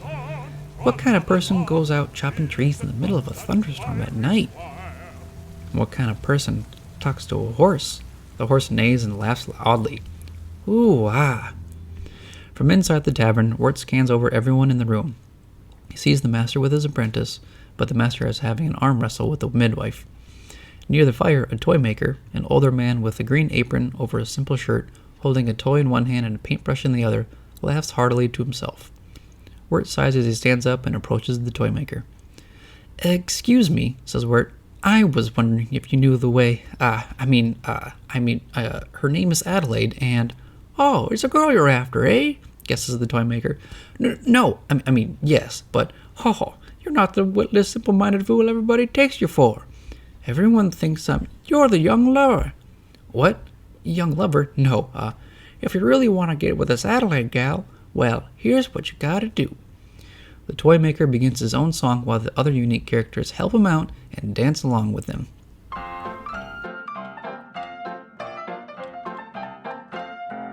Write a loving letter, boy, that swoops and sweeps and curls. Calligraphers are just the thing to help you win your girl. Then you'll need to dress up smart, the tailor's here by chance. You'll stitch your trousers, hold your belt, and find culture of friends. Your shoes, my goodness, how they're worn, but you're too young to know. Nothing courts a woman's scorn more than scuffs on the toe. The cobbler can attend to that, meanwhile you must have cake. The baker and patissier need work, for goodness sake. Hi-dee-diddly-um-da-dum today. What a merry time we'll have upon your wedding day. Hi-dee-diddly-um-da-dum today. There's work for old and little boys getting married. There's shouts of applause from all around, and they lift up Wirt in celebration. No, stammers Wirt. You guys, I'm not getting married. I'm just trying to find... The toy maker continues his song. That pointy cone upon your head, you can't be wearing that. The milliner, he'll fix you up with proper high silk hat. The bride, of course, she'll need a dress, on that we must agree. The seamstress, my young lover, oh, how grateful she will be. The rings, by gum, did I forget? Well, that's my favorite part. The vows, the whole romantic mess, now that's a jeweler's art. And so you see, your handiwork is yours if you're inclined. But our livelihood's at stake, so don't you go and change your mind. Hi-dee-diddly-um-da-dum today. What a merry time we'll have upon your wedding day. Hi-dee-diddly-um-da-dum today. There's work for old and little boys getting married. While the song continues on, the rain continues to pour outside, where Beatrice remains next to the horse, who looks inside. Beatrice sighs. If I have to be outside, she says to herself, then those jokers do too. Just then, Greg pokes his head out of the window. Oh, hey, Beatrice, he says. Do you want some food too? No. How's Wirt doing getting directions? Pretty good. They both look around to see Wirt being tossed in the air by the tavern people, whooping and celebrating. Ugh, sighs Beatrice and flies back outside to rest on the horse's head. What about that woodsman? I bet he knows these woods better than anybody, huh? All right, horse. Good riddance. The horse neighs and laughs in response while Beatrice flies off into the dark forest, closer to the lantern light inside. Meanwhile, there are loud cheers from inside the tavern again. Wirt is still being lifted up. Lover, lover, the crowd cheers him on. No, you guys, stammers Wirt. Adelaide isn't. I'm just... Young lover, says the midwife. Sing us your love song. Love song, repeats Wirt. Yeah, lover, yells the butcher. Sing us your love song. No, I don't have a... Sing, lover, sing, chants the crowd. Sing, lover, sing. Wirt gets thrown down onto the stage with the musicians. Sing, lover, sing. Wirt stammers as he vocalizes nervously and noticeably off-key. Oh, my name is Wirt and his name is Greg. We're related cause my mom remarried and then gave birth to him with my stepdad. A mid-tempo tune begins, but is also off-tune and off-pattern, trying to follow Wirt's song. We're not from around here. Can you all give me some directions today so we can be on our way? This ain't no love song, grumbles the butcher. It's a metaphor, sniffles the tailor. Keep it together, tailor, says the tavern keeper. Hey, Yells the butcher. Yes, asks Wirt. I know what you are. You're a pilgrim. What? Like the guys who eat turkey and cranberry sauce? No, you're a pilgrim, announces the butcher as he lifts up Wirt to his shoulders. A pilgrim? Repeats Wirt. You're a traveler on a sacred journey, answers the butcher. You're the master of your own destiny, adds the master. The hero of your own story, proclaims the baker. A pilgrim, says Wirt to himself, happy. Tell us your feats, pilgrim, says the baker. What other challenges have you overcome? Regale us your travels, pilgrim, adds the master. One time, says Greg, Wirt fell on a gorilla. The crowd cheers. And help me find this frog, Greg adds. More cheers from the crowd. More, tell us more, says the midwife. Let the cat out of the bag, says the tailor. We want to hear it. Oh, and, begins Wirt, I met this helpful woodsman who told us which direction to go to avoid the beast. The crowd gasps at the mention of the beast and Wirt falls to the floor. Oh, you guys have heard of the beast too, he asks. We all know the beast, pilgrim, says the tavern keeper before she begins to sing her own song about the beast, a melancholic and dark tune. He lurks out there in the unknown, seeking those who are far from home, hoping never to let you return. Ooh, better beware. Ooh, the beast is out there. Ooh, better be wise and don't believe his words. Once your will begins to spoil, he'll turn you to a tree of oil and use you in his lantern for to burn. Wait. Lantern? Wirt asks. The woodsman was the guy with the weird lantern, not the beast.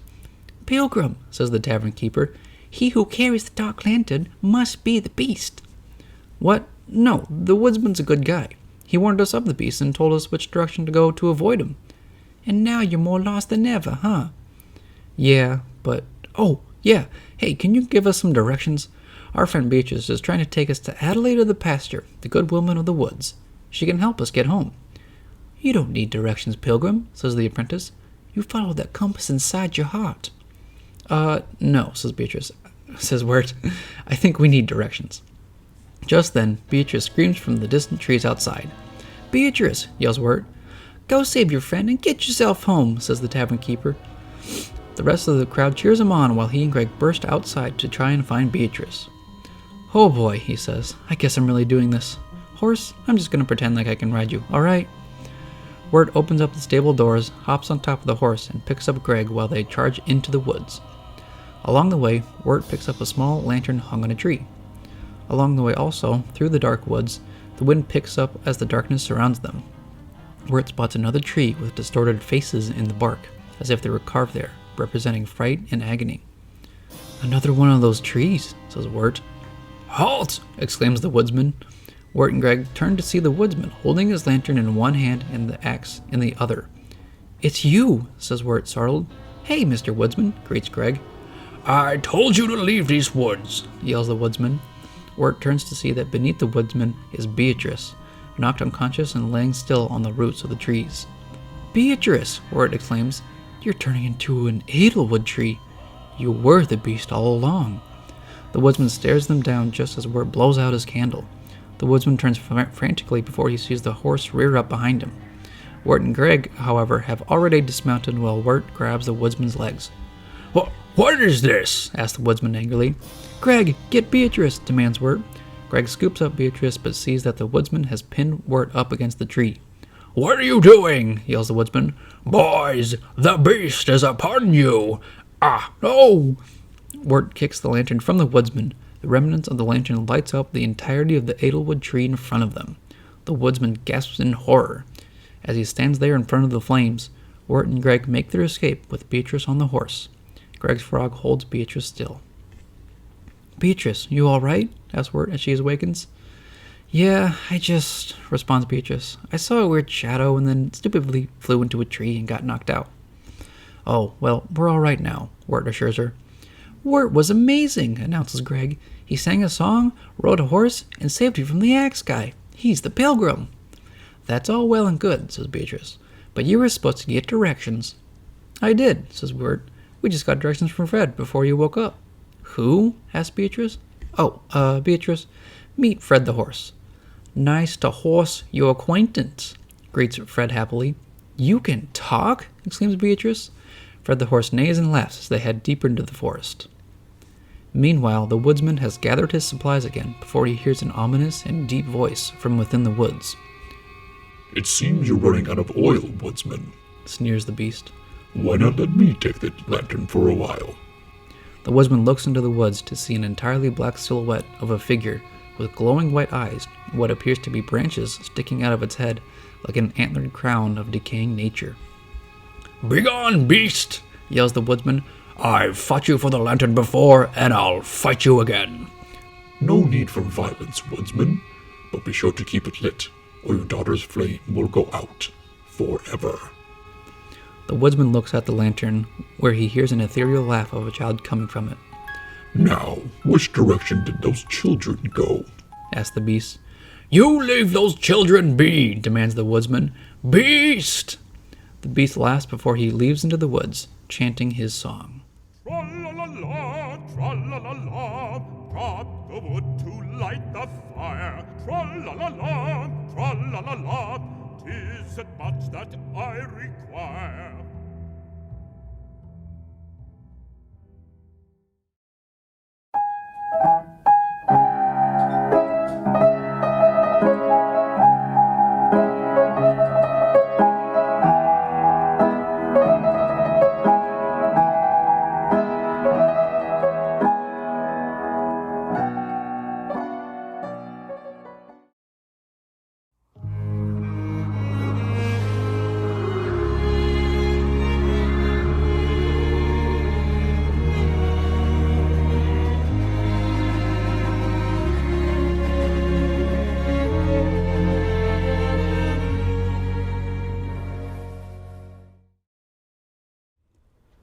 Chapter 5, Mad Love.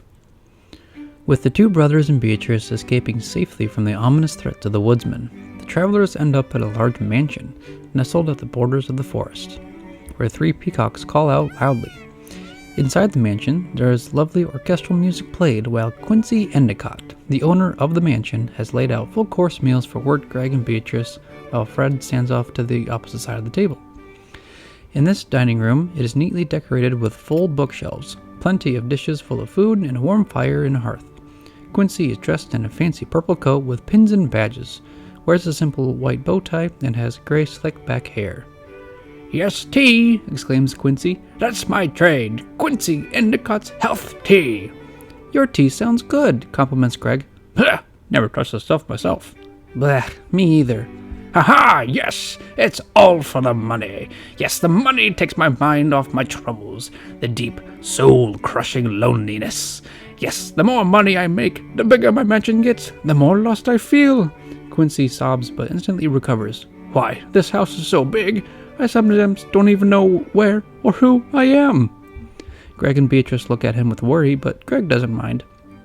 Yeah, well, says Beatrice, gesturing to Wirt and Greg. I'm glad your nephews here were able to pay you a visit. Yeah, encourages Greg. Yes, agrees Endicott. What a pleasant it is to have company. A perfect pleasure, lads. Yes. Haha, yeah, perfect pleasure, Greg says in a sing-song pattern. Beatrice, asks Wirt, why are you pretending I'm not this guy's nephew? We need money, answers Beatrice. You're scamming him? I was thinking more like flat-out stealing from him. What? No way. Why not? We already stole a horse. Hey, guys, says Fred, the talking horse. No, we didn't, says Wirt. Fred's a talking horse. He can do whatever he wants. I want to steal, says Fred nonchalantly. Wirt gasps in shock. What? He says. You guys are bonkers. If we're going to Adelaide's, explains Beatrice, we need 2 cents. Fred nods in agreement. Well, says Wirt, you guys do what you... 2 cents? Only 2 cents? Yeah, says Beatrice. We need 2 pennies to take the ferry to Adelaide's pasture. From behind them in a separate hallway, Quincy calls out to them. Ha-ha! Come, everyone, he shouts. Let us retire to the parlor and enjoy my unnecessary excess of wealth and luxury. Quincy laughs as he disappears with Fred and his frog. Well, says Wirt, maybe he has some loose change somewhere he wouldn't mind us taking. Both Beatrice and Fred nod and hum in agreement before they follow Quincy and Greg into the parlor room, where it's decorated with a plethora of paintings in frames and has another burning hearth for comfort. On top of some shelves, there are an assortment of fine china and pottery. More of the orchestral and classical music plays in the background.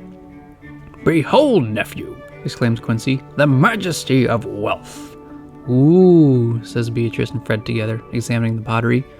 What was that? Shouts Quincy. What's wrong, Unky Endicott? Asks Greg, who sits on top of Quincy's shoulders. Your forehead is all sweaty. My nerves, answers Quincy shakily. My nerves are a bust these days. How come? Asks Greg. Quincy puts Greg down while Wirt, Beatrice, and Fred look at Quincy again with worry and concern. Yes, begins Quincy, stammering. Maybe it would be good to talk to somebody. Well, yes, actually, it began one day when I was exploring my exceedingly large and labyrinthine manor here. I happened upon a section of the house I didn't even recall building. Endicott laughs nervously. Isn't that funny? Must have been the old wing. But it was lit in a rather sort of eerie light, and I pressed on, and then I saw the painting of the most beautiful woman I've ever seen. Endicott's vision switches over to a view of a large golden-framed portrait of a woman dressed in a blue and white dress, surrounded by flowers and plants, before he continues. And that's when things took a rather strange turn. From that day on, I was obsessed with the woman in the portrait. She consumed my every thought. I'd fallen in love. With a ghost! Wirt and Greg grasp in fright while Fred looks at a giant Faberge egg.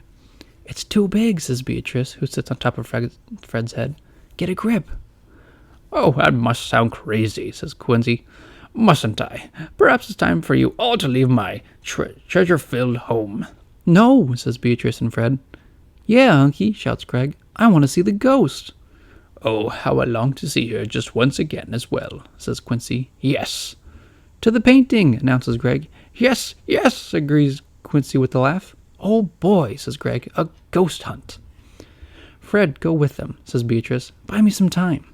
While I'm at it, adds Fred, I'll steal other stuff too. Fred disappears into the hallway where Quincy and Greg went off to. Meanwhile, the grandfather clock in the room with Wirt and Greg shifts several minutes ahead. The sofas, cushions, and the table stand are overturned, and a painting is laid on its side against the wall. Other furniture and several other paintings are tossed aside while Wirt and Beatrice look for loose change in a limited time. We're supposed to be looking for loose change, reminds Wirt. That's what I'm doing, says Beatrice, almost breaking a vase before Wirt catches it. Well, let's not try to break any more. Wirt's grip fails and the vase shatters on the ground. Oh, hey, you didn't check the arm wire, says Beatrice as they both move towards it, but there's a faint tapping sound, making the two of them panic. Endicott's back! Hide! Wirt and Beatrice hide in the armoire quickly. The tapping, however, only belonged to a stray peacock pecking at the outside windows. Meanwhile, Greg and Fred are following Quincy Endicott, who leads them down a long hallway filled with numerous paintings. Quincy holds a single candle in a tray as he leads them forward. Is that the portrait? asks Greg. No, answers Quincy. Is that the portrait? No, look, why don't I just tell you when we reach the portrait? Okay, what's the matter, Unky? You seem tense. You know me well, nephew. Yes, the truth is I'm frightened. Of a ghost? Ghosts are just floaty things. Oh, no, not afraid of the ghost. I mean, I'm afraid of what if there is no ghost? What if I'm on the brink of, madness? Maybe the doctors were right. Come along, boys, back to the parlor. The parlor? Repeats Fred. What would anyone want to go to the parlor for? There's nobody in the parlor. Certainly nobody after your money. There's an awkward pause as he says this. Yeah, no giving up now, old man, encourages Greg. It's gotta be a ghost. But how can you be so certain? Asks Quincy. 'Cause I really, really want to see a ghost, answers Greg. Really bad. As they walk away, Greg and Beatrice remain hidden in the armoire. When they know that they're safe, they begin searching inside the wardrobe again. Okay, I think they're gone, says Wirt. Beatrice, you there? Bah, yes, smart guy, answers Beatrice. Start searching for change. I can't see anything in here, he says as he rustles through the coats in the darkness of the space. Well, I don't think these coats have pockets. Check the lining, suggests Beatrice. Maybe somebody sewed money in the fabric. Nope. Do people even do that? I've done it on my clothes. You wear clothes? Like a little bird vest or something? Or little bows? When I was a human, fool. You used to be human? Did I know that? I don't think I knew that. Jiminy Cricket, let's just find some coins, alright? Open the door. It's stuck. Well, guess we have to spend some quality time together. Help! The scene shifts over to Quincy Endicott as he leads Greg and Fred into the greenhouse, full of plants scattered about the room and has a flowing fountain in the center. The greenhouse, announces Quincy. This is where I grow my camellia for testing new teas. Perhaps we should savor the quiet tranquility of this place. Everyone in the room takes a deep breath as they try to calm themselves. Just then, a tapping from the window can be heard, and the glass shatters as a wild peacock enters the room and produces a loud shrill. Ah, ghost! Ghost! Shouts Endicott. I can't do it. Quincy curls up in a ball on the floor in fright. Uncle Endicott, says Greg, it's just a funny chicken. Yes, says Endicott, glancing up. One of my prize-winning roasting peacocks. Yes, with all this love in my brain, I forgot to feed them. It's almost as though I've lost my mind. Greg gives him a curious glance at him. We can look for that after we find our ghost, he says. Heave ho!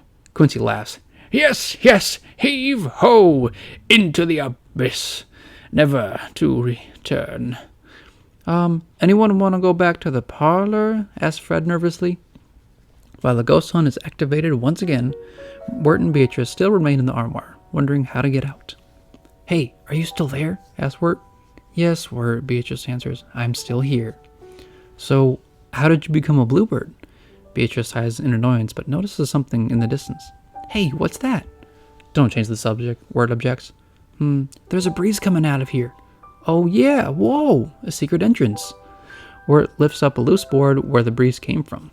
They go through the trapdoor and enter into a stone room leading downstairs. Wirt continues the conversation. So, about your dark secret, he says. Hey, how about you tell me your dark secrets instead, huh? Beatrice asks in return. My secrets are too secret.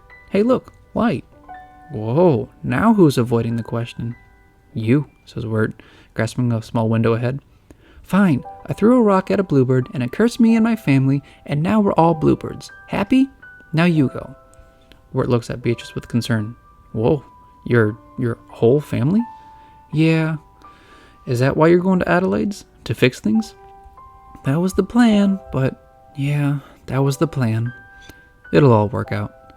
All I know is I am never going back until I can make them human again. I'd do pretty much anything. Wirt sighs. All right, my turn, huh? He says. Okay, well, it's weird to admit it, but, well, I have this crush on this girl. That's all. That's all? And I think about her a lot, and I play clarinet. Wirt, you've got to be kidding me. And I secretly whisper poetry to myself in my room at night. Wirt, that stuff's not weird. Those are just, well, the poetry thing is kind of weird. But those are just character traits. You play the clarinet? Sort of. What else do you do? As they talk further, Wirt clambers out of the small window, which appears to be an empty fireplace. He moves the metal grate aside, climbing into another room while Beatrice flies herself free. I don't know. Hey, does this room look different to you? How so? The room itself has its walls decorated with gold lining and several paintings across the walls and columns. Wirt and Beatrice stand next to a fancy table like a tea-serving container. Wirt studies the room carefully. It's like French Rococo style. That doesn't really seem in line with Endicott's Georgian sensibilities. How? What? Who on earth am I talking to right now? Should I not know that sort of stuff? Endicott probably just built it without thinking, right? Or, whoa, yeah. What if the ghost he was talking about was actually... Wirt's words are cut off as the scene transitions over to Quincy, Greg, and Fred, who wander through the hallway, filled with statues that line inside the columns between tall glass windows. Fred whimpers as they continue walking. Endicott gestures towards a double-door entrance. This is the room where begins Quincy. "The room where I first saw her." "Whoa!" exclaims Greg, but disappointedly reports, "Just a bedroom?" The room is filled with decorations, including a vanity set, large paintings, chairs and sofas, a wardrobe, and a large bed. The visitors look over to the room, but no movement is reported or seen. "Just a bedroom, my nephew," repeats Quincy. "This is the chamber of mine own true love, and here she stands," he says as he walks underneath the portrait, of which he explained earlier, of the woman in the blue and white dress, "hovering above us like the blinding sun." No ghosts?" asks Greg. "No ghost?" repeats Quincy. "Then I am mad." "Don't be mad," says Greg. "Hey, what's this suspicious mess over here?" Greg walks over to the side of the bed, where Fallon's tea set and an overturned chair are. Greg crosses his arms in curiosity. "It looks like there was a struggle," suggests Fred, clasping his hoof to his face. "A violent struggle." Quincy's face squints. "What are you implying, my equine friend?" Nothing, I'm just..." Fred begins as he clasps Greg close to speak his mind. "Endicott is a crazy lunatic who did away with the lady of the house, is now pretending to own the place." "What?" exclaims Quincy. "Who do you think you are, making accusation? I see it now. You're after my money. Do you know what I did for this money? The things these filthy hands have done to make this money?" "I'll never steal again, I swear," apologizes Fred, covering his face in shame. "I'll get an honest job." "And what say you, nephew?" asks Quincy, turning to Greg. I'm confused," admits Greg. "Well then," Quincy says, but a ghostly wailing echoes from the hallway, causing him to panic. "She comes for me." "Wait, Unky," says Greg. "Face your fears." Quincy sees a figure approaching from the hallway beyond, and as he is quivering, he faints. On the other side, a woman with long brown hair and clad in a blue and white dress also faints at the sight of Endicott. The scene shifts as Wirt is trying to wake up Quincy, and Greg is shaking the woman awake also. "Mr. Endicott?" calls out Wirt. "Are you all right?" "Psst, ghost," says Greg towards the woman. The woman wakes up, where she sees Quincy hiding behind a cabinet. "What do you want with me, spirit?" says Quincy. "Spirit?" exclaims the woman. "But you're the ghost." "My lady, I assure you I am flesh and blood, and I welcome you to my home." "Your home? Good sir, you are in my home." "Impossible." The scene shifts to where the woman is showing them into the same camellia garden that was shown earlier. However, the woman brushes over some vines to see a plaque that reads, "Marguerite Gray Tea Company." "Look here," she says. "You see, this is my camellia garden for my tea company." "Marguerite Gray?" Quincy exclaims. "Why, with all due respect, madam, this is my tea garden." Quincy uncovers more vines, but on the opposite wall, where another plaque reads, "Quincy Endicott Brand Tea." "Quincy Endicott?" exclaims Marguerite. "Your guys' mansions are so huge," explains Wirt, "that they're actually connected." "So you mean that beautiful ghost," says Quincy, "was really just..." "That dashing specter was really just..." says Marguerite. "My business competitor?" they gasp in unison before they lean in closer to each other, hold hands, and give a quick kiss. Later, everyone is gathered outside of the combined mansions in a courtyard with fountains and statues.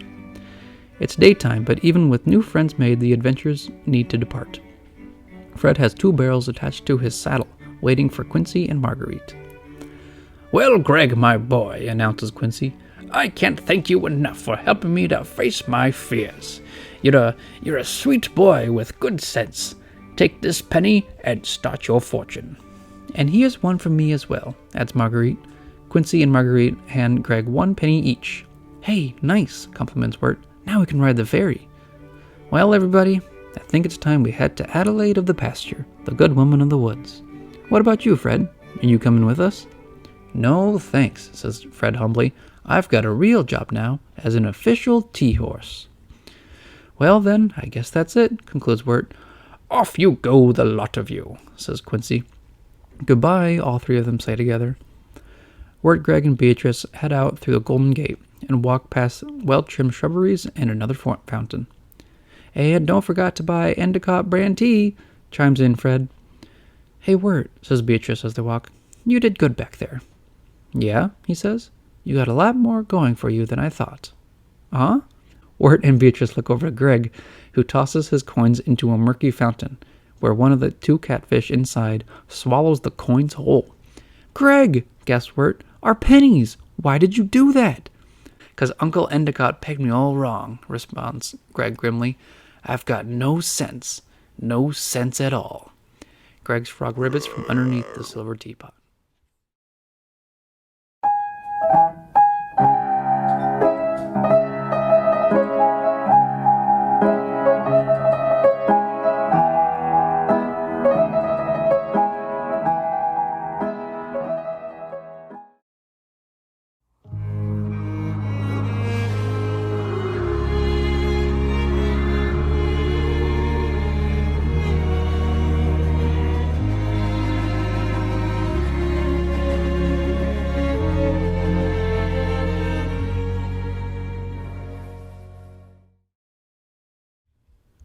Chapter 6. Lullaby in Frogland.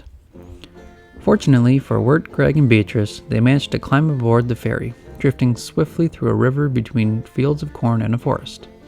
Pleasant folk music plays while the passengers on board are busy with their own business. These passengers, however, are all frogs. They are all dressed in dapper outfits, croaking to one another on the main deck, where a crew member swabs the deck. A small frog boy suddenly rides in on a large cockroach, startling the crew member and the passengers. Meanwhile, the band that plays pleasant music is dressed in fancy red coats, while being conducted with a frog who has the same outfit, but with a tall hat and a baton. More of the passengers happily sway and dance to the music. Inside the boat is the Captain Frog, who holds a telescope with one hand while steering the boat with the other.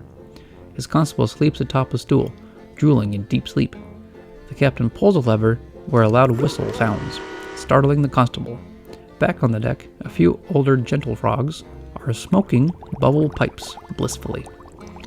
While the frogs' commotion is happening, Wirt and Beatrice watch the river go by on the side of the boat, while Greg dances happily with his frog, keeping a rhythm to the music.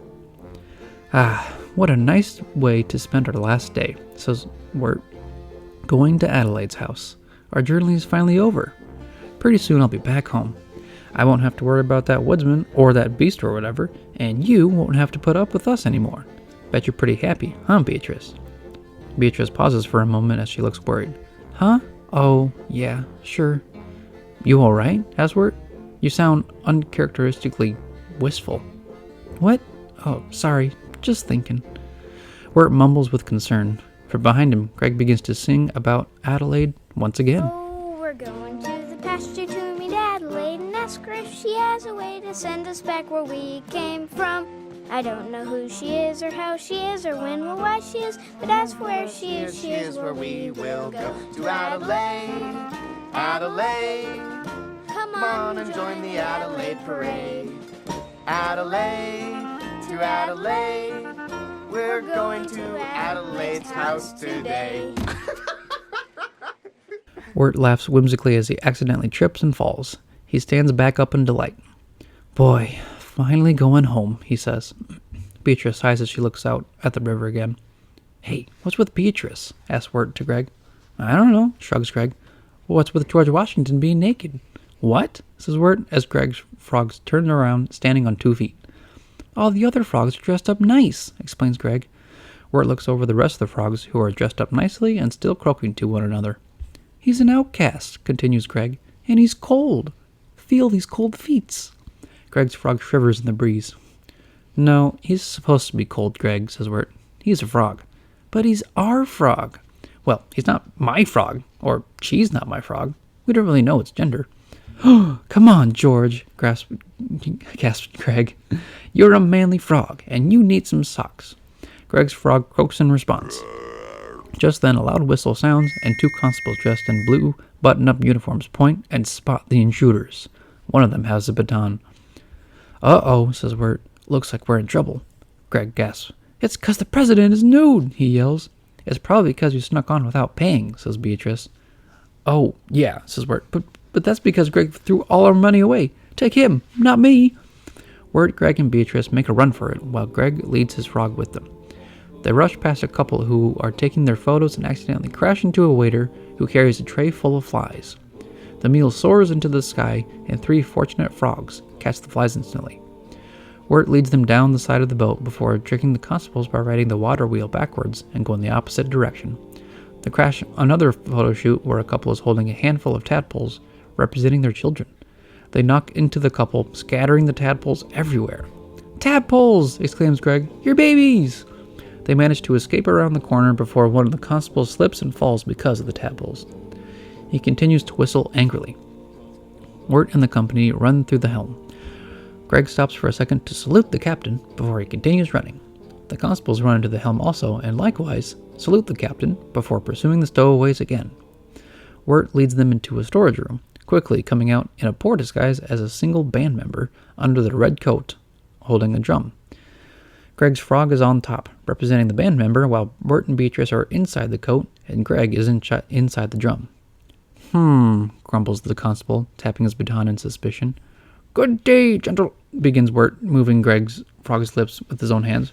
"Good day, gentlemen," he says again in a lower voice. I must be going now to join the band." They begin to walk away. "Wirt, drum me," Greg demands. "Okay," says Wirt, proceeds to hit the drum randomly. "Ow, ow, ow." Wirt and Greg stand next to a few other band members. From within the coat, Beatrice talks with Wirt quietly. "Wirt, sometimes you gotta face your problems," she says. "Turn yourself in and get kicked off this boat." "I don't think today's a good day to be arrested by frogs," says Wirt. Well, just then Wirt and Greg are shoved by the conductor, who is angry that they're not with the rest of the band. He shoves them up to the band, who is warming up for their next song. "Okay, everybody," says Wirt. "Act natural." Drum me, exclaims Greg. "I said act natural," reminds Wirt. "It is natural," responds Greg. "I am a drum." The conductor taps his waving baton, quieting the band before he and the band begin their song. Another pleasant and mid-tempo song, instrumental for the present time. "Wirt, drum me," says Greg again. "Drum me in the face." Okay, says Wirt. "Don't draw attention to us." Wirt raises his drumstick, but ends up smacking a frog band member in the face, causing the frog to fall off the stage. He stumbles through the crowd, gets tangled up in a waltz, bumping into a waiter before falling down some stairs, slipping on one of the tadpoles, and falling off the boat. The fly food from the waiter ends up in the air again, where the same 3 frogs from before snatch them away immediately. "No bassoon player. Uh-oh," says Wirt. The frog passengers begin to croak angrily and raise their fists. "Ah, dog," exclaims Wirt. "Those frogs really love the bassoon." More of the frogs raise their voices and pump their fists in anger. The constable looks up the scene and looks at Wirt and Greg's disguises, mumbling to himself and tapping his baton in more suspicion. "Oh no, Beatrice," whimpers Wirt. "I'm too young to go to frog jail." "Hey, why don't you play the bassoon?" suggests Greg. "That'll get us kicked off this boat for sure," he answers bluntly. "No, Greg's right," says Beatrice, hearing the uproar. "You should play it. Go ahead, you'll do fine. You play instruments, right?" "Yeah, but bassoon and clarinet are way different," Wirt explains. "I don't have the embouchure for bassoon. I mean, the lower and middle ranges have some similarities in terms of..." "Wirt, you can do it," interrupts Beatrice. "Seriously, nobody wants to hear me play," he says. "I do," says Beatrice. "I do," adds Greg. Greg's frog croaks loudly in response. Wirt looks out at the angry frogs and pauses before he picks up the bassoon and Greg drums himself. "Wirt," says Beatrice. Yeah, here we go," says Wirt, quickly warming up the instrument. Surprisingly, though, as the song picks up again, Greg's frog begins to sing in a low and melodious tune, startling not just Greg, but the rest of the frog passengers. At night, when the lake is a mirror, and the moon rides the waves to the shore, a single soul sets his voice singing, content to be slightly forlorn. A song rises over the lilies, sweeps high to clear over. As the song continues and Greg's frog's voice lulls the frogs to waltzes, dances, and frog couples coming close to one another, Wirt turns to Beatrice from inside the coat. "Hey Beatrice," he says. "Thanks for supporting my bassooning." "Yeah, you're actually good," praises Beatrice. "The best part is, we're still on track to get to Adelaide's." "Yep, that's great," Beatrice sighs. "You don't seem thrilled." "Well, I don't want you to... Never mind. Meanwhile, as Greg's frog continues the song, and he finishes with the line of carries the memory on, before the coat drops and reveals the secret from within. Greg's frog clasps his hands to cover his shame while the rest of the frogs gasp in shock. The constable blows his whistle loudly, but is instantly shushed by the rest of the frogs. Where it resumes the song with a little interlude and the singing continues.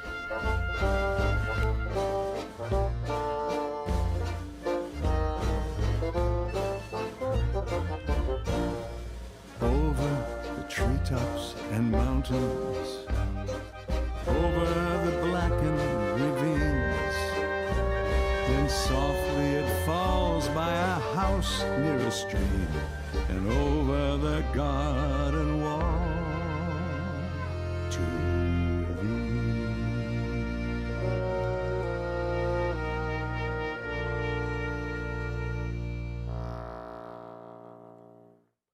As the song ends, sunset is nearing, and most of the frogs are sitting down or laying in peace and comfort. A frog couple stands at the edge of the boat, the gentle frog pointing at the sunset with delight. "Ah, I knew you were special," sighs Greg. Later, the steamboat's whistle calls out for their landing. It is just past sunset, where the sky is dimming. A small dock leads the frogs onto the banks of the river, while the lanterns from on top of the boat are their source of light. "What are they doing?" asks Wirt, seeing that the frogs are hopping off board just to sink into the cold, deep mud with their outfits on. "Looks like they're hibernating in the mud," guesses Beatrice. "So where's Adelaide's house?" asks Wirt. "Is it close?" "It's... stammers Beatrice. "We should probably just go tomorrow, I think. We don't want to bother her too late, you know?" "What are we supposed to do? Just sit around in the mud with these frogs?" Greg gasps in delight.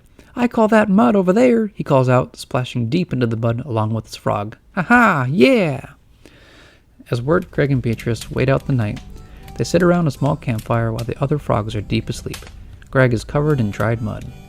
"So then what?" asks Beatrice. "Well, then I went to go talk to Sarah," says Wirt. "I mean, really, talk to her, Put all my cards on the table, "Yeah? And then Jason Funderburger comes out of nowhere and whisks her away." "Ugh, Jason Funderburger, that guy," Wirt growls in disgust. Plus, Greg was around. He would have embarrassed me even more. Greg and his frog listen to Wirt's story intently. Greg pokes a dried leaf with a stick where the leaf quickly engulfs in flames. "Well, Wirt," says Beatrice, "sounds like you're a real loser back home." "Oh, wow, thanks a lot," jokes Wirt. "I mean, compared to how you are here you're like a hero and stuff, right?" "Am I? Well, I don't know if I'd say hero, but..." "Do you think I could be a hero too?" interrupts Greg. "Huh?"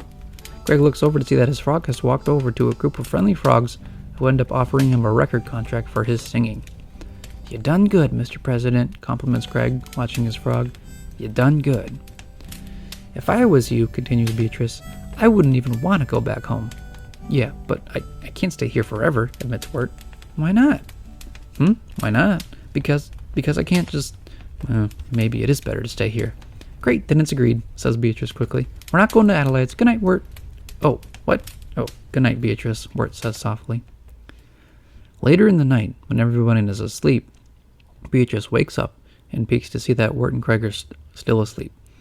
When she thinks the coast is clear, she flies off into the night, but ends up waking up Wirt.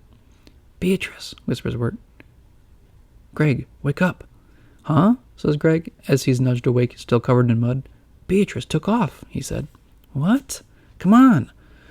Greg looks over to his frog, who's being dressed by the captain and sitting on a mud chair, holding his record contract. Greg sighs deeply as he holds a painted rock, preparing to say goodbye. "Come on, Greg," calls out Wirt. "I'm coming," says Greg, following his brother. Flying under a half moon, Beatrice travels over some hills and fields, finding a small hut that is covered in vines and made of stone. There is only one small window and a wooden door in the front, but also has a small chimney to the side. Beatrice flies through the chimney, tumbling out of it covered in soot and coughs. Inside it, there is an older, pale woman in a tall hat, who is tracing together red yarn strings and lying in bed. Around the room, there is a candelabra lit in the corner, and the walls are covered in tapestries. "Close the flue," demands Adelaide in a cold, shaky voice. "That fresh air does simply gruesome things to my tender, delicate skin." "Adelaide, we need to talk," says Beatrice. Did you bring me what I asked for? I found 2 brothers lost in the woods, but I can't give them to you, Adelaide. They need to go home. Nonsense. I'll give them a wonderful home here.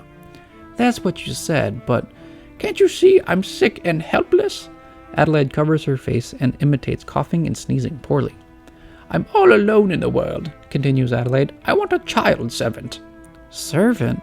I thought you just wanted some yard work done.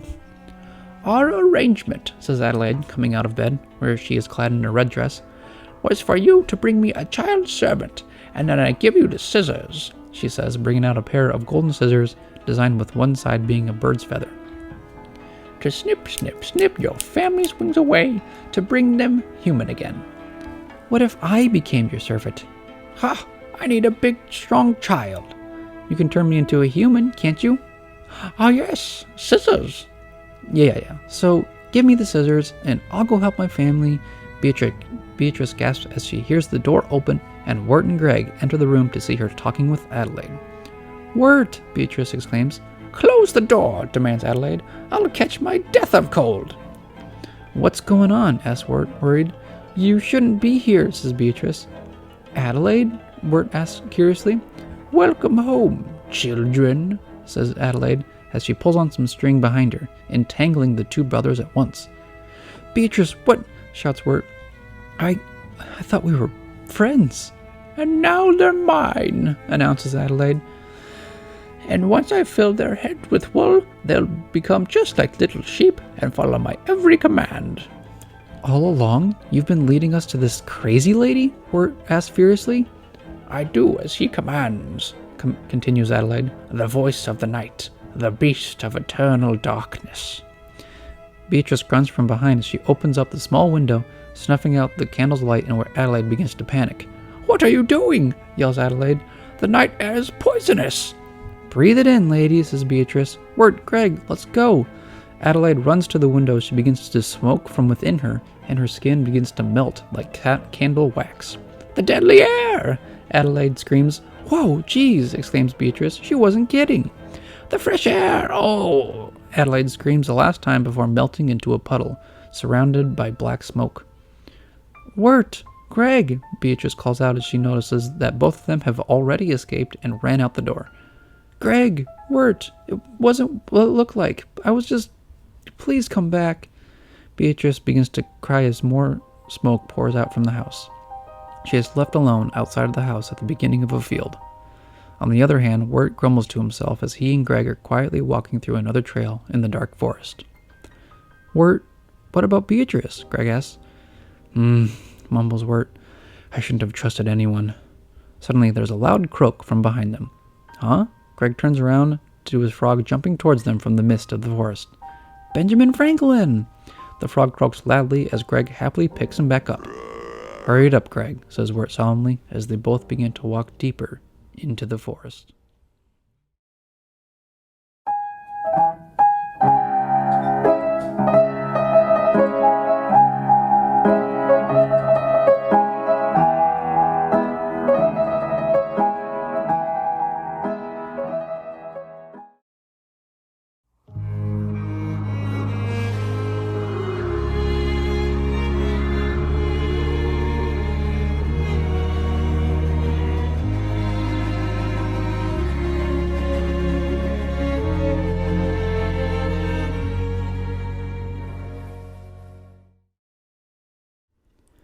Chapter 7. The Ringing of the Bell. A steady rain pours down upon the autumnal forest and fills the rushing river, where Wirt and Greg are slowly making their way through. In the meantime, Beatrice remains in Adelaide's house, shuffling through various drawers and items. She stares out of the window solemnly, wishing she could go and help them. But Wirt legs Greg on through the damp and wet forest, shivering as he wraps his cloak around himself. Greg tries to catch his breath, walking through the difficult terrain. Where are we going? asks Greg. We're walking, Greg, answers Wirt. But where? A place to wait out this rain. Oh, but shouldn't we wait for Beatrice? Wirt and Greg pause for a quick breath. I don't need Beatrice, he sighs. I'll figure this out on my own. Oh, that's good. I'm glad you have a plan. Hey, Wirt? Wirt continues to walk with Greg next to him. What? He says. So what's the plan? Because you're not saying any details, so it's hard for me. Greg, I do have a plan. And if you don't trust me, then you don't have to follow me, okay? If you want to go look for Beatrice, go ahead. You can do anything you want. Wirt walks on, but Greg pauses for a moment. Anything? Greg gasps in wonder. That's a lot of power. Just then, a loud crash from a falling tree sounds, where the tree lands right in front of Wirt, blocking their path. Wirt! Yells Greg. Oh no, did I knock that tree down with my powers? Sorry, are you okay? Yeah, says Wirt. That tree just came out of nowhere. Wirt traces his hands down to the stump, where there are obvious signs that this tree was cut down. Greg, look. Axe marks. Someone chopped it down. Indeed, 'twas I, Came a familiar, gravelly voice from behind them. Wirt and Greg gasp frantically as the woodsman appears, wielding his axe, and the lantern hung over his wrist, and dressed in his usual dark coat and tall hat. Wirt and Greg begin to run away, but the woodsman grabs Wirt's arms. Stop! Listen! Warns the woodsman. The beast knows your presence, ready to claim you as part of his dark forest, but only if you give up. Greg hides behind a mess of roots and fallen branches. Keep hearty in both body and spirit, continues the woodsman, and you shall be safe from him.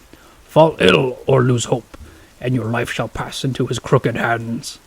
As the woodsman looks away, as if in deep thought, Wirt spots the lantern and kicks it away from the woodsman, managing to escape and running towards Greg. The woodsman panics to retrieve the lantern.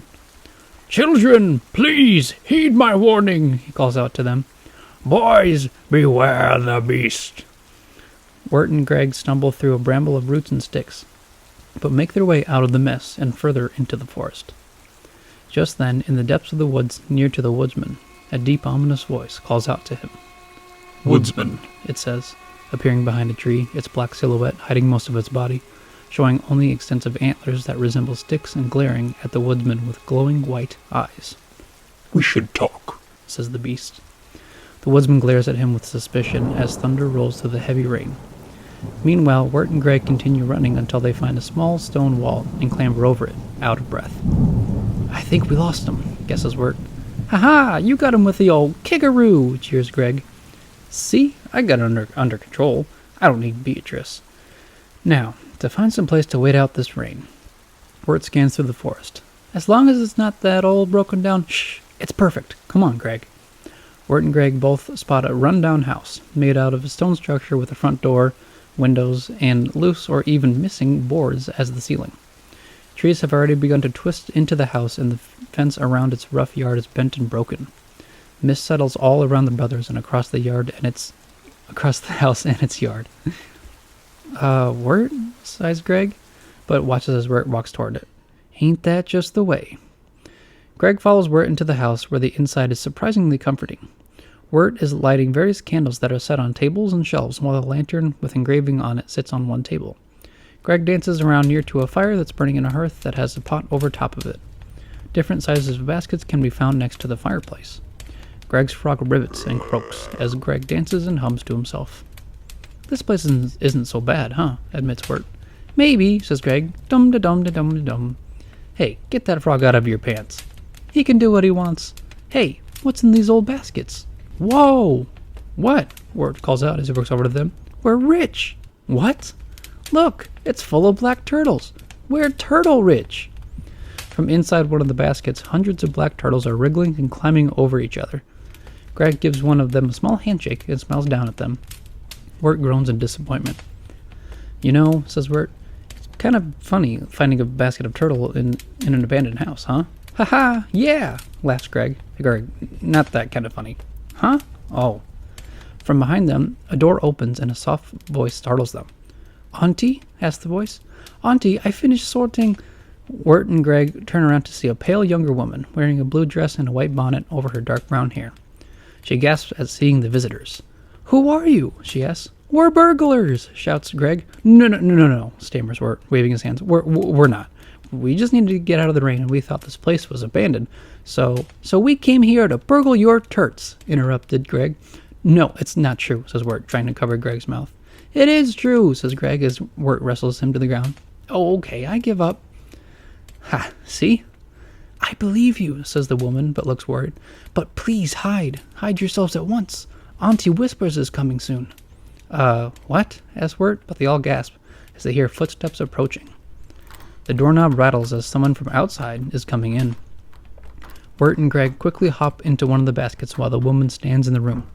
From outside, a large pale woman wearing a dark cloak and a bonnet appears inside. Her face, nose, and eyes are also abnormally large, and she has several missing teeth, which are colored black. Closing the door, the larger woman steps in. "Lorna, my child," says Auntie Whispers in a low, sickly voice, before sniffing the air. Has anyone come here today?" "Nay, Auntie, not a soul," answers Lorna. "Then no one shall be devoured alive tonight." "Nay, I pray not, Mum." "Devoured alive?" whispers Wirt to Greg from inside a basket, where the black turtles are crawling over them. "You're a good girl, Lorna," says Auntie Whispers, "but you deceive me." "I speak the truth, Auntie, I swear." "Deceive me not, child. I can smell them," Auntie Whispers says as she sniffs again. "I can smell the children in this house." "What? Children?" whispers Wirt. "I'm like in high school." "Yeah, well, you stink," whispers Greg back. Wirt and Greg shush each other as Auntie Whispers looms over Lorna. "Tell me where you are hiding them," demands Auntie Whispers. "Precious one, the ringing of the bell commands you." Auntie Whispers takes out a small golden bell shaped similarly to the young woman, but the face is a skull. As she shakes the bell, it begins to glow, and so do the eyes of Lorna with the same golden color. "Look," gasps Lorna, "in the basket." The bell stops and Lorna is back to her normal self. Auntie Whispers looks over to the basket of turtles. "You have entered the house of doom, children," she calls out, approaching the basket. "Your doom." Wirt and Greg gasp as they duck further into the basket. "Oh, my dear," says Auntie Whispers, more calmly now. "Why, all along you meant it to be the turtles that smell so ripe." Aye, that is what I meant," stammers Lorna. Auntie Whispers takes a turtle in with a squish, eats it whole. Mumbling, she asks Lorna, "Then you have no evil secrets to keep?" "Nay, I have none," answers Lorna. Auntie Whispers slurps on the turtle shell before discarding it. "Then off to bed go I," she says, walking towards Lorna. "And you, Lorna, shall sort the bones of those who have been eaten here before." "I have finished already." Auntie Whispers begins to head upstairs on the farthest wall. "Then clean this floor until it shines. The ringing of the bell commands you," she says, ringing the bell again. "Yes, Auntie Whispers," gasps Lorna as her eyes glow gold again momentarily before picking up a broom and begins sweeping. "You know I do this for you, child. Keeping you busy is the only way to keep evil spirits from driving you to wickedness." "Do not worry, Auntie Whispers. The work shall keep me busy." Lorna coughs suddenly. "Good night, dear, and douse that fire. I did not ask you to light it." Auntie Whispers heads upstairs and disappears into the room. A moment later, she can be heard snoring loudly. "Come out, my turtles," whispers Lorna as she sweeps. "She sleeps." Wirt and Greg climb out of the basket cautiously. "You sure?" asks Wirt. "Aye," says Lorna and coughs again. Are you all right?" asks Wirt. "You've been coughing a lot." "It's my illness," explains Lorna. "It's the reason Auntie Whispers is so hard on me." "Gosh, that lady's so bad. You should go see a doctor." "Auntie does not allow visitors here. She believes outsiders will lead me to become wicked." "Yeah, see? That's super weird. I don't mean to insult your family, but... Oh, she's not my real aunt. Oh my gosh, see? Hey, where'd Dr. Cucumber go?" asks Greg, pulling out his pockets before hearing a croak behind him. "Hey, I'm gonna get you." Greg chases after his frog as Wirt approaches Lorna. "So you gotta keep sweeping until you're done?" he asks. "Mm-hmm," nods Lorna. "The work never ends. By the time this task is complete, she will return and order me to a new task, and so it goes. If I help, and we get the work done fast, maybe you can..." Wirt motions with his hands to create two running figures. "Escape?" gasps Lorna. "With you?" "Yeah," says Wirt, as they both begin to blush. "Can we escape with you too?" blurts out Greg as his frog ribbits loudly in response. Yes," says Lorna. "Perhaps this time it could be different." Lorna passes Wirt a cloth for cleaning, accidentally touching his hands when she does. They both gasp and blush. Lorna coughs again. I'll take that side," stammers Wirt, dashing to the other side. Something weird is going on," says Greg as his frog as it jumps off his teapot. Where are you going? Time passes well into the night as Wirt and Lorna clean the room together, occasionally glancing at each other and blushing as they do so. Here we are, the two of us, like ships upon a winding river. And yet somehow we found each other like strangers, you and I.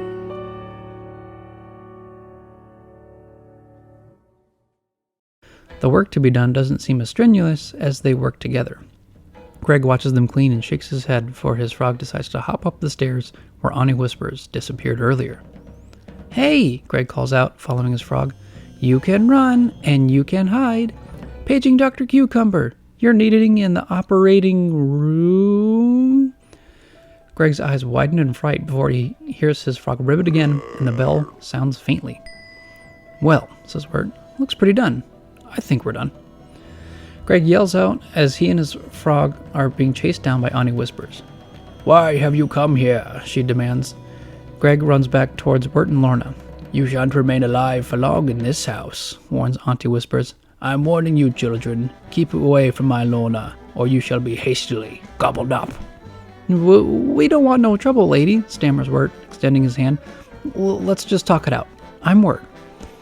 Lorna, come here, beckons Auntie Whispers. The ringing of the bell, where did I put the bell on my nightstand? Auntie Whispers looks inside her cloak, but can't find the bell. Follow me, says Lorna, leading Wirt and Greg inside a small room and wedging an empty chair next to the door. No, calls out Auntie Whispers. Come out before it is too late. Unlock this door. She will devour you. What is she talking about? asks Wirt. From the darkness behind Wirt and Greg, they see from their small candlelight Lorna's floating body above them, and where her face has shifted to a ghoulish, almost skeletal form. With jagged, uneven teeth, Lorna's ghastly and hissing voice hungrily says, More bones to sort. Wirt and Greg shout in terror as they turn frantically for a way out. I told you, boys, says Auntie Whispers at the door, to stay away from her, but now you've gone and made her wicked again. The ghoulish form of Lorna floats steadily towards Wirt and Greg. Ho-ho! exclaims Greg. For some reason I thought that old lady was the people eater, but it was Lorna all along. It just goes to show you stuff. Now I have a plan that'll... Wirt grabs Greg suddenly as they break through a loosely boarded up window and tumble into the rough grass outside. Ha-ha! shouts Greg. Your plan was better. I'm sorry, my turtles, says a ghastly layered voice of Lorna, peeking her distorted face out at them as she climbs out of the window. But I must feed. Wirt and Greg run out into the nearby woods, where Lorna chases them as she levitates high in the air. The forest is dark and the path is unclear. In a matter of seconds, both Wirt and Greg splash into a shallow pond, along with Greg's frog. Wirt tries to find Greg, but only finds the frog. Greg, yells Wirt. Let's try my plan now, says Greg from behind him, who has lost his teapot in the pond, and grabs his frog as Lorna hovers menacingly above them. The ringing of the bell commands you. Greg shakes his frog, where, from inside, the bell lights up. The possessed Lorna gasps in response, her eyes glowing again. What the? stammers Wirt. Oh, he ate the witch's magic bell when we were... Fine, do something. Oh, I command you to... The spirit compels me, the many-layered voice of Lorna says, drifting ever so closer to the brothers. Transform into a magical tiger, finishes Greg, but not before Wirt grabs the frog and shakes it again. The ringing of the bell commands you, shouts Wirt. Stop making Lorna do bad stuff, spirit. The possessed Lorna shouts angrily at Wirt. And also go away and don't come back, adds Wirt. A blinding light flashes in front of Wirt and Greg, coming from within Lorna.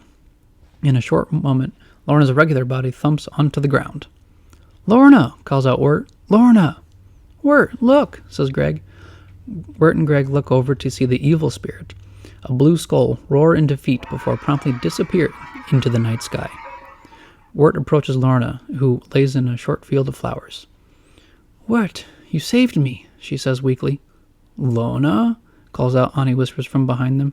Oh, my Lorna. Auntie Whispers appears from behind them and hugs Lorna tight. Auntie Whispers, exclaims Lorna with delight. I thought they'd stolen you away, says Auntie Whispers. No, Auntie, they saved me. They banished the evil spirit with the power of the bell. You can have it back, says Greg, after Greg Jr. goes to the bathroom. Oh, Lorna, sniffs Auntie Whispers, tears flowing down her cheeks. That's wonderful, dear. Auntie Whispers, what's wrong? asks Lorna. Well, now that you're cured, you won't be needing old Auntie Whispers anymore to look after you. Oh, Auntie, no. Lorna goes over and hugs her gently. I would never leave you, says Lorna. You are my family. Oh, says Auntie gratefully. Thank you so much, Wirt, says Lorna graciously. And a bit of advice, adds Auntie Whispers grimly. Beware my sister Adelaide. She lives in the pasture. She is not to be trusted. Wirt and Greg remain silent, especially after their original interaction with Adelaide. Perhaps I'll see you again someday, calls out Lorna. I hope so. Smell you later, says Wirt, as Auntie Whispers and Lorna disappear back into their home. Not long after, Wirt and Greg continue their journey through the woods. It's darker now, and mist still hovers all around them. Wow, Wirt, exclaims Greg. You saved the day twice today. Yeah, I guess, says Wirt somberly. But so what? We're still not any closer to getting home. I just don't know what I'm doing out here anymore. I don't know if we'll ever get back home. Sure we will. What can stop us? You got a plan, remember? I lied. Come on. Let's go, Captain. Lead the way. You can do it. Within the darkness of the night, in the shadows of the forest, the beast watches them from a distance, his glowing white eyes the only thing to see. But neither Wirt nor Greg can see him. Yes, yes, says the beast slowly and darkly. All hope will soon be lost. We're lucky the boy had the pluck to best you. The beast turns to see the woodsman, clutching his lantern in the dark of the night, but aware that his actions have not been for the better. Your play could have cost us both, continues the beast. Don't you care about keeping the lantern lit? Don't you care about your daughter's soul? The beast floats around the woodsman effortlessly, constantly keeping his gaze on him. One cannot trade the souls of children, responds the woodsman, as if they were tokens. There has to be another way. The beast floats behind the woodsman, remaining in the deep shadows of the wood. No, there is only me, says the beast, growling. There is only my way. There is only the forest, and there is only surrender.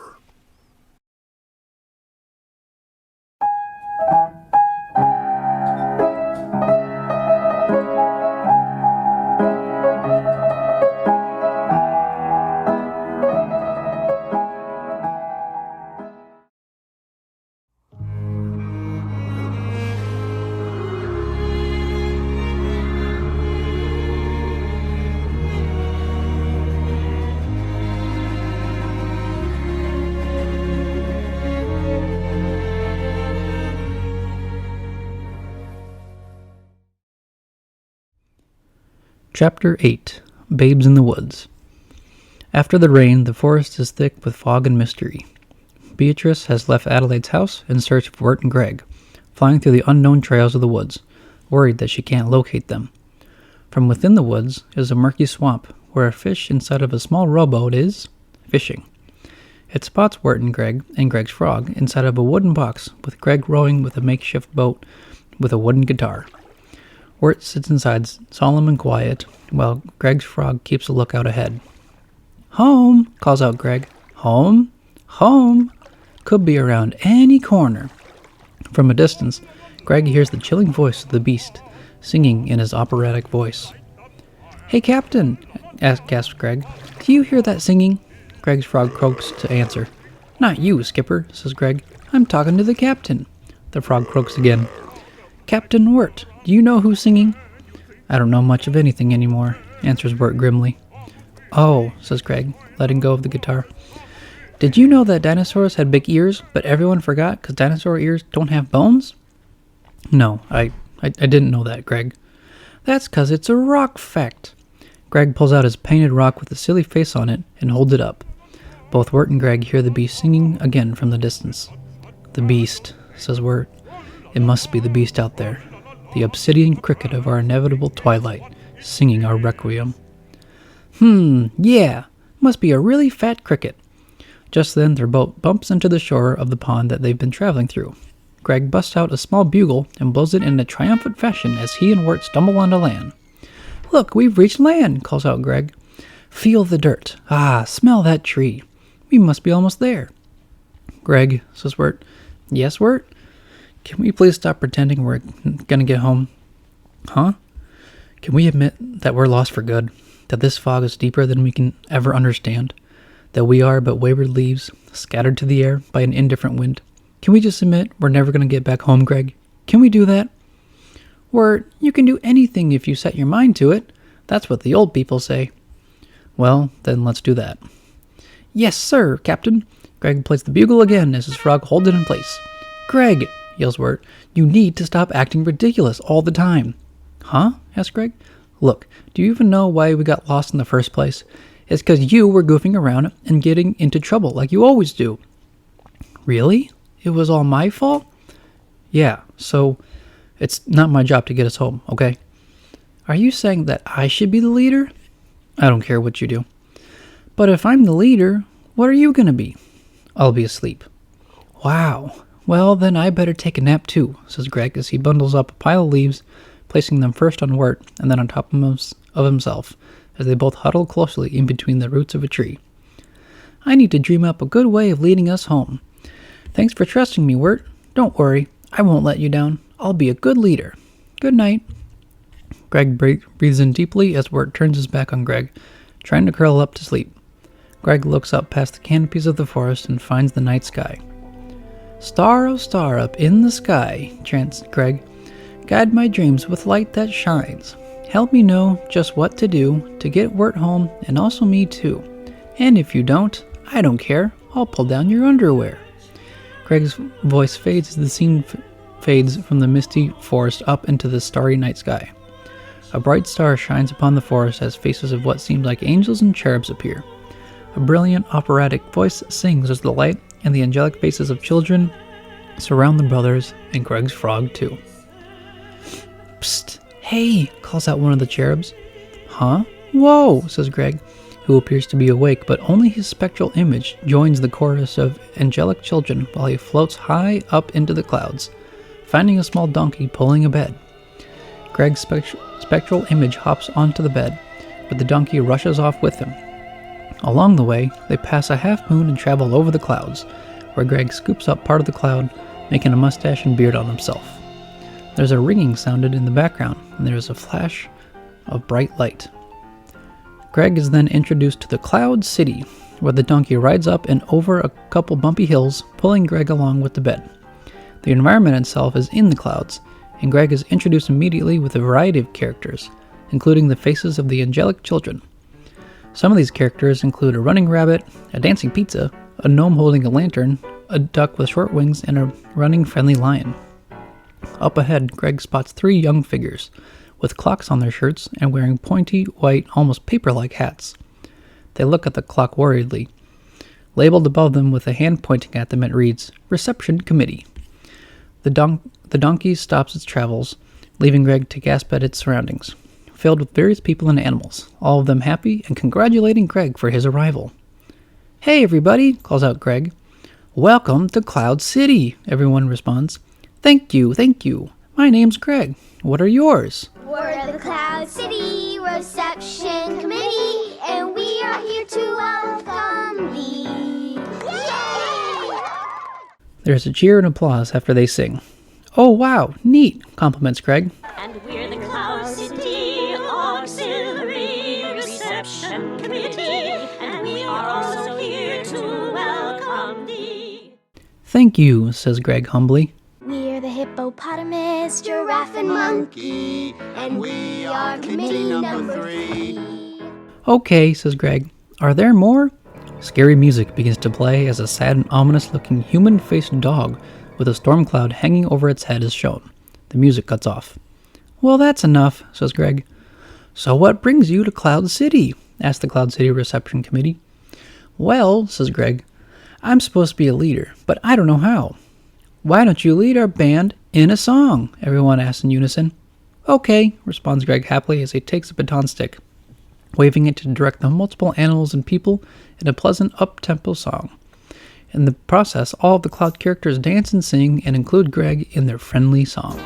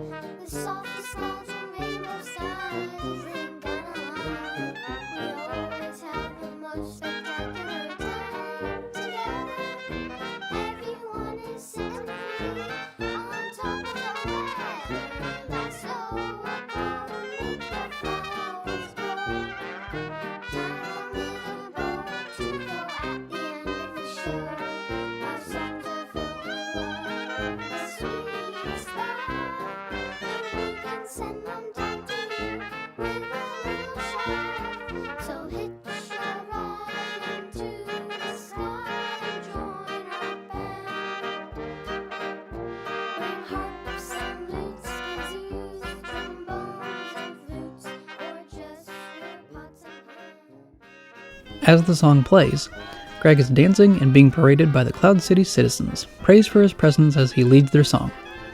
At the end of it, Greg gets stuck in a big tuba being played by a pig. The pig huffs and puffs until Greg is blown out of it, crashing into a gate that reads, "Do not open," but the gate has already broken into. Lightning flashes and thunder rolls the moment Greg crashes into it. "Oh no!" cries out the citizens. "The north wind is loose!" The citizens scream and immediately start to run. From the gate, shadowed in rain clouds, come 3 gray figures, each resembling a cloud. A swingy, jazzy song begins to play as the 3 figures puff up their figure and dance in unison with the jazzy song.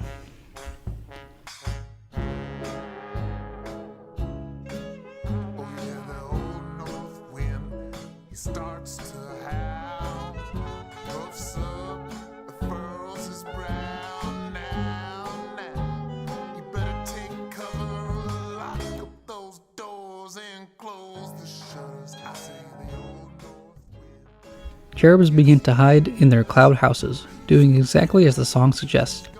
As they do, the north wind appears, a bigger cloud figure with a great gray figure, a long white beard and bushy eyebrows. The song continues.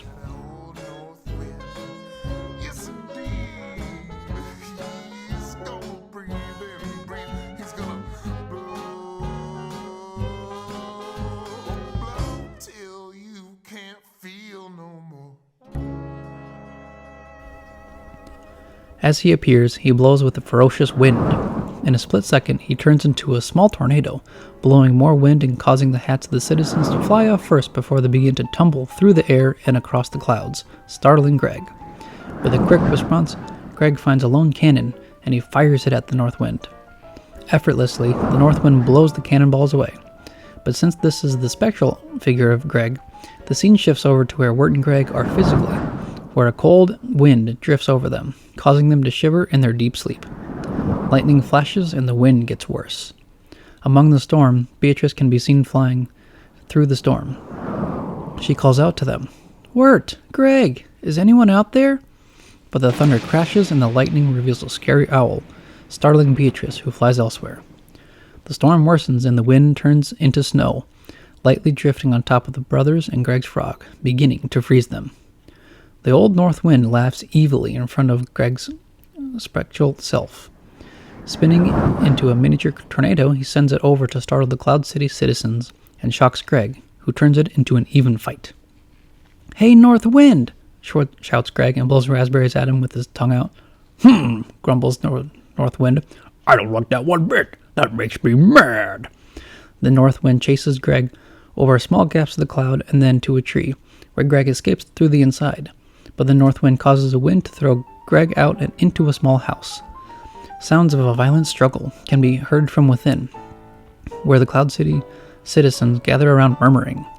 Just then, as the sound stops, Greg exits the door triumphantly with the bottle labeled Old Windbag, with the face of North Wind on the label.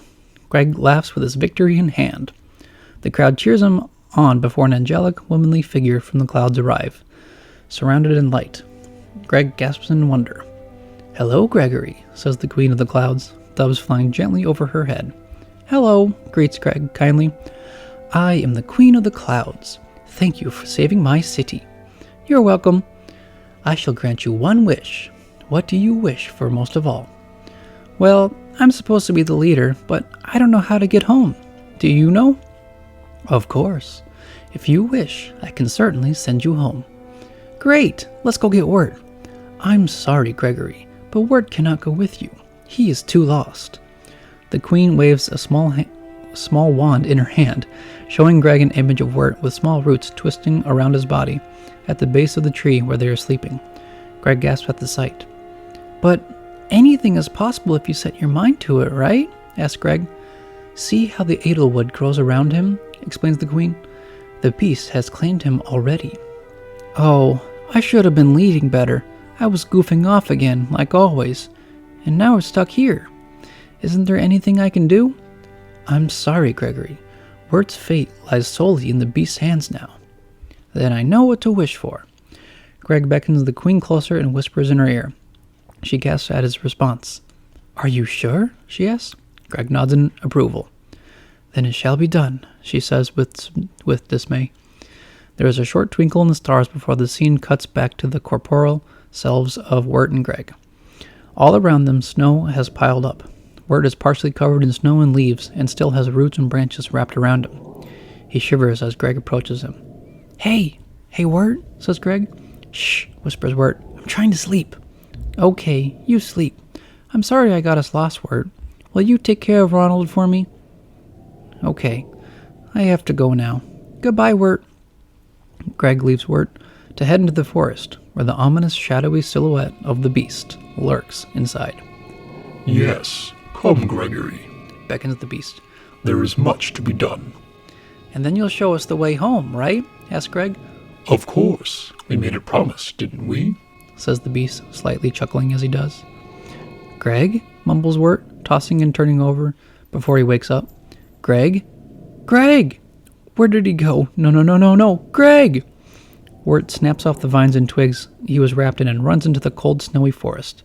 He calls out for his brother frantically. Greg! Greg! What did I do? Greg! Wirt begins to run further into the forest, but slips on a patch of black ice and causes him to wince in pain. He gets up again, despite the pain, and calls out to Greg again, but there's no answer. Wirt runs in a different direction, but ultimately falls through ice of a now frozen pond. Struggling to get his bearings, he sinks deeper into the water. From his echoing memories, he remembers a big net pulling him up into a rowboat, where he faintly hears the desperate cries of Beatrice. Oh, you got him! Pull! Is he alive? Wirt! Greg? Stammers Wirt, in between shuddering and cold breaths. Wirt, are you okay? asks Beatrice, coming towards blurry vision. Greg, says Wirt weakly. Where's Greg, Wirt? Beatrice? Wirt asks under an unsteady breath before falling unconscious in the rowboat, where Beatrice watches over him and a large fish paddles the boat. Wirt, echoes Beatrice. But the wind continues to howl, and the cold wind blows more snow and ice over the forest.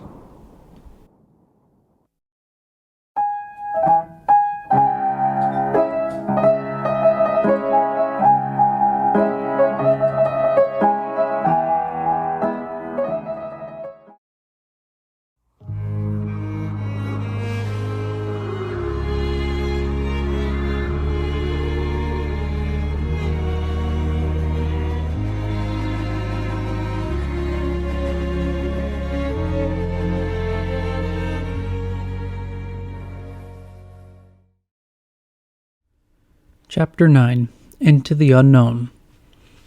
A flashback of Wirt is shown as he's sitting on his bed, dressed in a brown sweater and blue jeans. He sits with his hands resting his head, seemingly worried as a song is played in the background. Wirt's room is somewhat of a mess.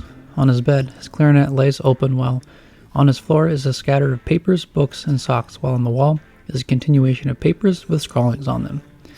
On his desk is a recording machine, loose papers, and a cup with pencils inside. Wirt paces back and forth while the music plays.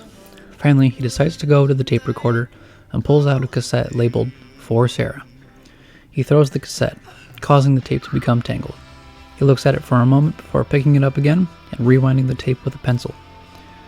Soon afterwards, he begins to pick out various items around his house to make a gnome costume with a pointy red hat and a blue and red coat with golden buttons.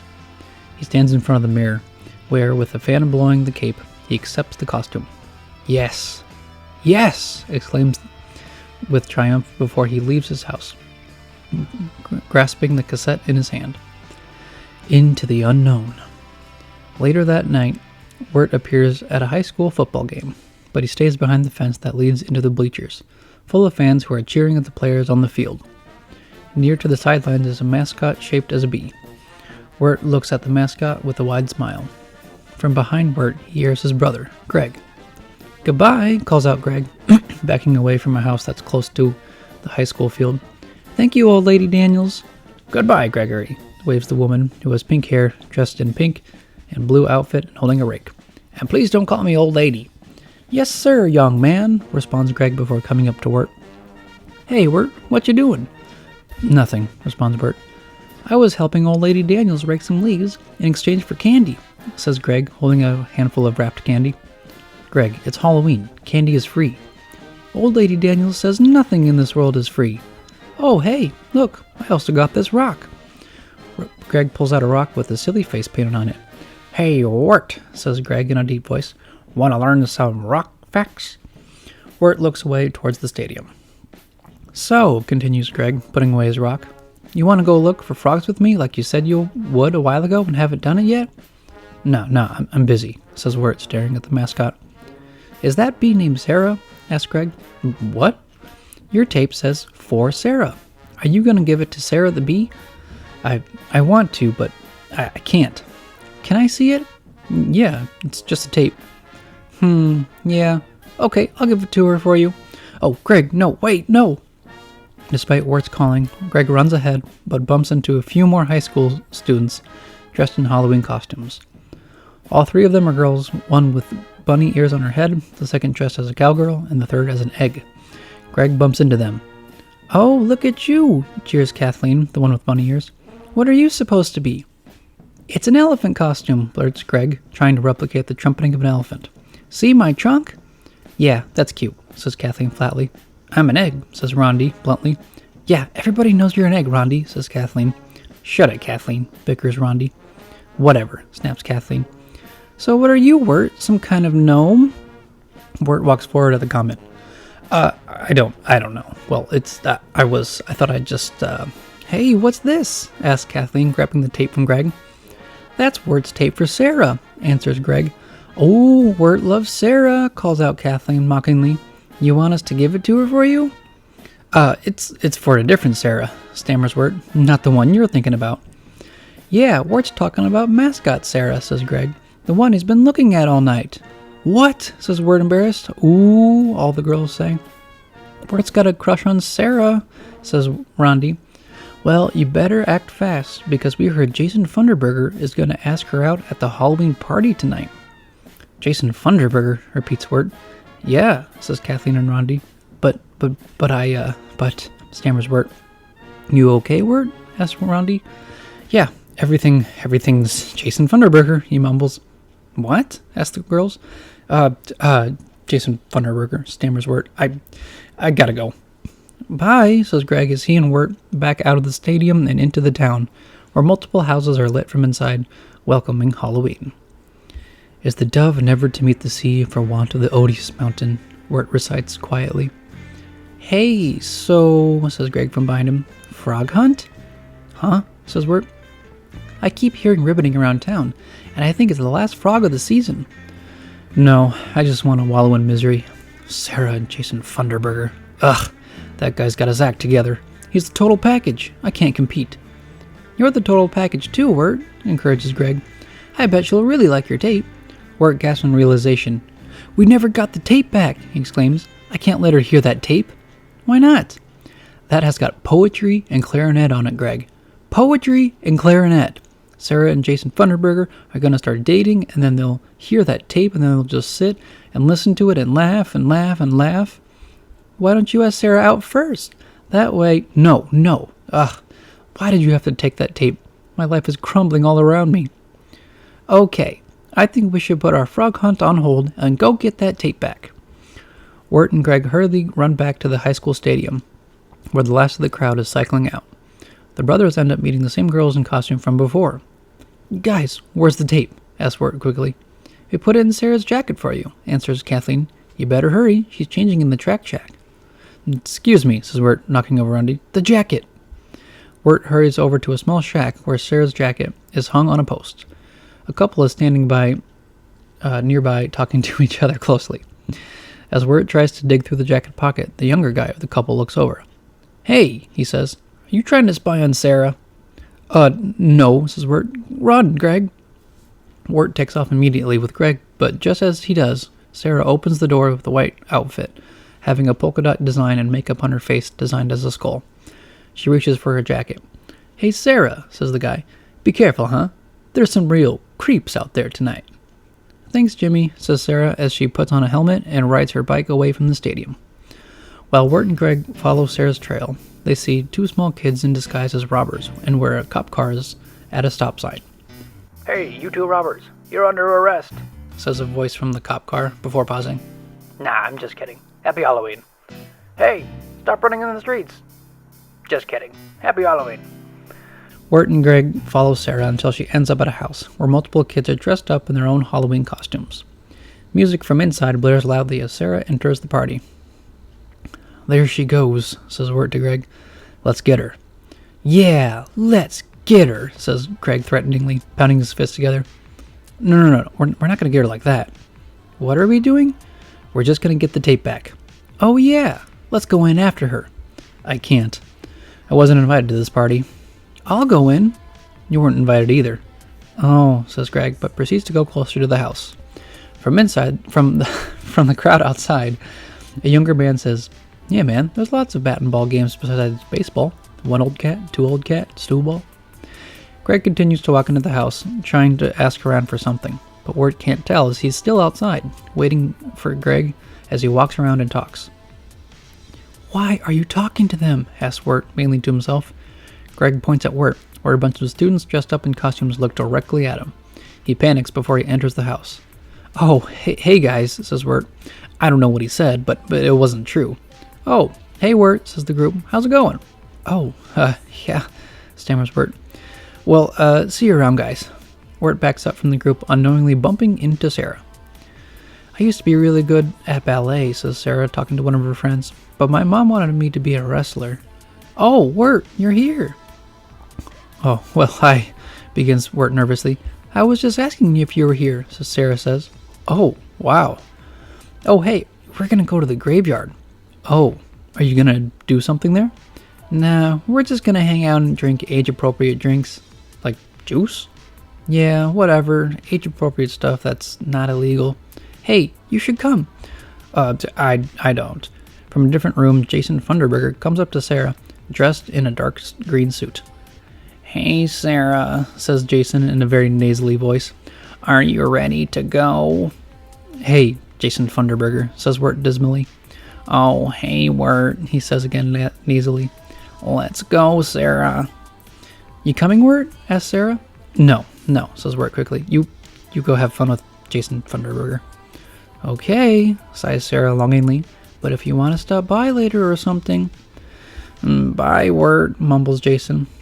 Sayonara, Jason Funderburger, says Wirt quietly before he looks over and sees the jacket that he was searching for.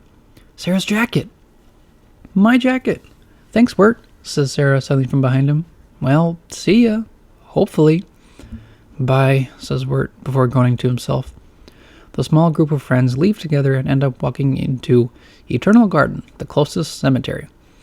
They laugh as they head inside.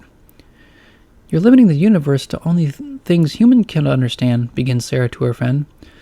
Well, says her friend quickly, you're limiting the universe by limiting the possibility of human understanding. Oh, yeah, maybe, Sarah shrugs. The friends continue to walk through a trail, passing by several headstones. Some areas are lit with lamplight, while others are kept in the dark. Jason comes up next to Sarah. Sarah, mumbles Jason. Yeah, she says. Do you believe in ghosts? Why? 'Cause there's one right behind you, he yells, pointing, but nothing happens and Sarah doesn't laugh. I'm just kidding. It's okay, Funderburger, she whispers, patting him on the back. The kids continue their walk through the cemetery while Wirt and Greg follow from behind, barely entering the place. But as they begin to walk through, a loud croak echoes through the area. Greg gasps with excitement. Wirt, you tricked me, he exclaims. I didn't know this was a frog hunt all along. It never was a witches' gathering, gasped Greg, pointing towards the group of friends still dressed in their costumes. Wirt watches carefully as they begin to tell stories. Jason sits next to Sarah as he's in the middle of his story. And so then, mumbles Jason nasally, a guy with an axe showed up. Everyone laughs at his comment. Wirt and Greg watch them from behind two headstones, one that curiously reads, Quincy Endicott. Ugh, sighs Wirt, everybody loves Funderburger. What do I do? I'll pretend to be a dead elephant, suggests Greg, and distract them while you get the tape. Please just stay here, says Wirt, but looks over to Jason and Sarah. And so she kept getting closer and closer, Jason says as he tries to reach for Sarah's hand.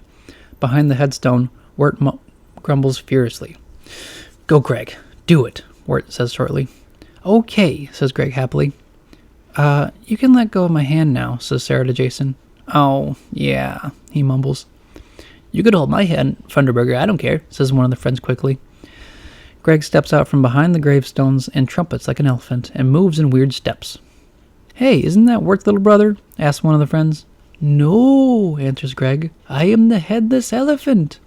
Greg trumpets more and the friends laugh. Is Wirt here too? Asks Sarah.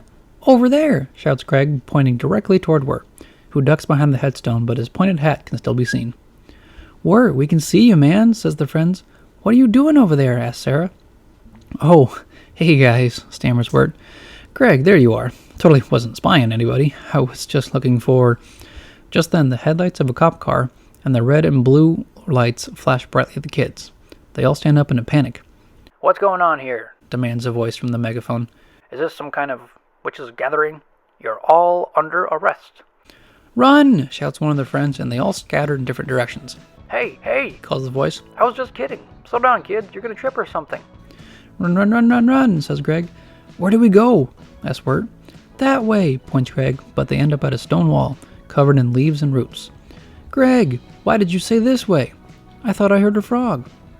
The lights of the cop car flash on them again. This is private property, calls out the voice. Wirt finds a nearby tree and begins to climb it with Greg following closely behind him. Hey, don't climb up there, says the voice. That's dangerous. Get down here before you hurt yourself. Instead, Wirt looks over the cemetery to find that Sarah and Jason are hiding together behind a large statue of an angel. He watches as Sarah pulls out the tape that Wirt placed inside. It has my name on it, says Sarah, confused. Let's go listen to it, smirks Jason. No, whispers Wirt to himself in horror. Kids, really, calls out the voice again. Get down from that wall. That's it, says Wirt to Greg. That's the end. Wirt and Greg face the other direction and jump down over the wall. No, darn it, no, says the voice. I meant come down this way. Wirt and Greg land on a patch of tall grass safely, but Wirt is still mad with Greg. Once again, you ruined my life, snaps Wirt angrily. Who? Me? asks Greg. Ugh, you and your stupid dad. You're always prodding me, trying to get me to join marching band.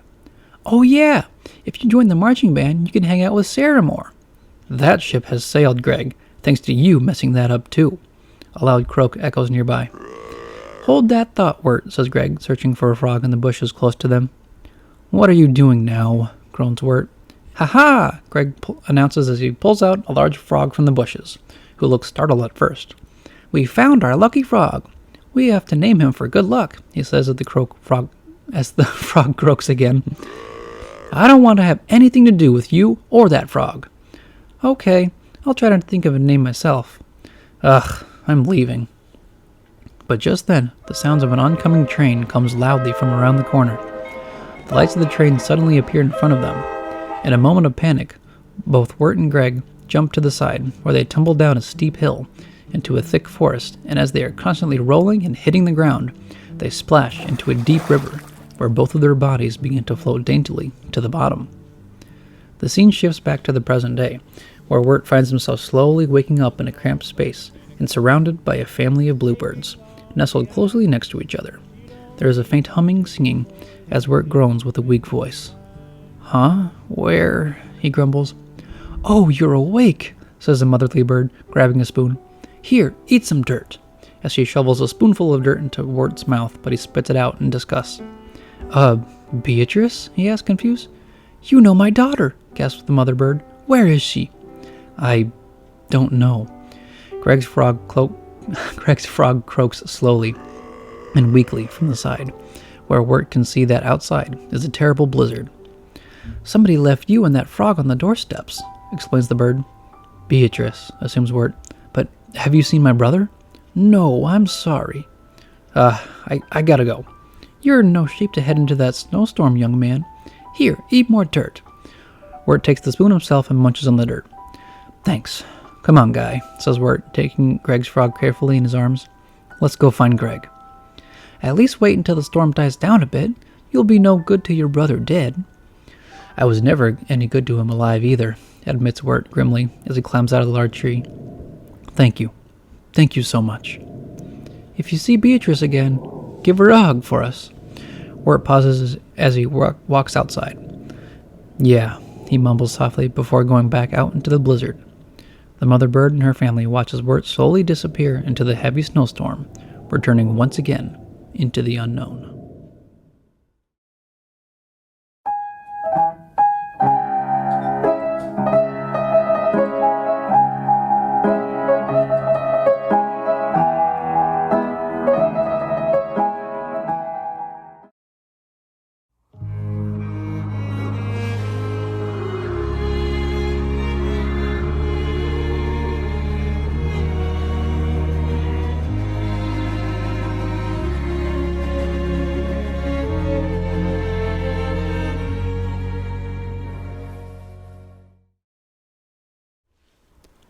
Chapter 10. The Unknown. The snowstorm worsens as the wind howls and blows the snow in a blinding manner. Beatrice flies strenuously over the forest before spotting something different. She glides down, and as she flies over a small hill, she sees a small figure standing in front of a shadowy silhouette with two bright eyes and what looks like lanterns in the form of twisting sticks. Huh? Greg? Beatrice asks herself, coming closer to them. Did you fetch for me the golden comb? Asked the beast in his low, menacing voice. Will that work? Greg asked, holding out a small item. This is a honeycomb, says the beast. Golden comb of honey, hee hee hee. Greg, oh Greg, shouts Beatrice, but a sudden gust of cold wind blows her back and into the forest again. Huh? Greg says, barely noticing her fading voice. Never mind that, Gregory, says the beast. You've brought me the first two items, a golden comb and a spool of silver thread. It's just a spider web on a stick. Now, says the beast with clenched fists. I want the sun. The sun? Mumbles Greg with tired eyes. Here, says the beast, throwing down a small cup on the snow. Lower the sun out of the sky and into this china cup. Well, that sounds impossible, admits Greg, taking the cup. Anything is possible if you set your mind to it, right? But hurry, the sun will be setting soon, and... Hey, yeah, that's it, exclaims Greg. Dun-da-dun-da-dun. Greg finds a tree stump layered in snow, but has a full view of the setting red sun. He sets up the cup so that it looks like the sun will be dipping slowly into the cup. However, the snow continues to fall and pile up around Greg, causing him to turn pale. See, says Greg, that old sun's going right down into this old cup. You have figured it out, compliments the beast. And I thought you might give up. Give up? I'll never give up, says Greg, but with a deep, cold breath. Just gotta wait. Yes, just sit there in the cold and wait. Greg sits down at the stump and closes his eyes. Meanwhile, Wirt stomps through the forest, where the wind blows violently at him. Keeping the frog in his grip, Wirt continues to tramp through the snow. Just then, a faint scream grows louder, and Beatrice suddenly flies straight into Wirt before landing on the cold snow. Beatrice? Asked Wirt. Wirt, gasped Beatrice. Beatrice, what are you doing out here? I saw Greg. What? I saw Greg. He was with someone. This way. Or, wait, Beatrice, you should go home. I can't. Not yet. Not until Greg is safe. Wirt pauses before he agrees with an, okay. We should hurry, she says. I think it was that way. Thank you, Beatrice, says Wirt, tucking Beatrice close to his cloak for her warmth. While Wirt heads deeper into the forest, the woodsman is gathering supplies at the old grist mill, which is also covered in thick snow. He coughs as he tries to find more edelwood pieces. Eventually, as he sorts through his bare mill, he finds 2 tiny sticks of edelwood. With delight, he places it in the grinding machine. "Oh, here, edelwood," says the woodsman, happily at first and seemingly distracted toward the lantern he constantly holds. "You see, this will give us some oil, won't it? Yes, keep that light of yours shining, won't we? Come on." As the woodsman tries to have the machine grind the sticks, nothing happens, and he hits the metal pipes. Just then he hears the chilling operatic sounds of the beast from outside.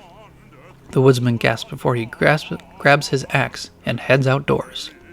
He stares into the misty cold forest. The song of the beast echoes hauntingly throughout it. With a slight pause, the woodsman decides to go back into the forest to find the beast, following his song. The woodsman finds his way easily through the forest, trudging through the deep snow and into the darker shadows of the woods, his path lit by the lantern in his hands. From within the darkest parts of the forest, the woodsman spots a figure in the distance. He approaches it, seeing the glowing white eyes of the beast and his twisted antlers. "Woodsman," the beast welcomes him.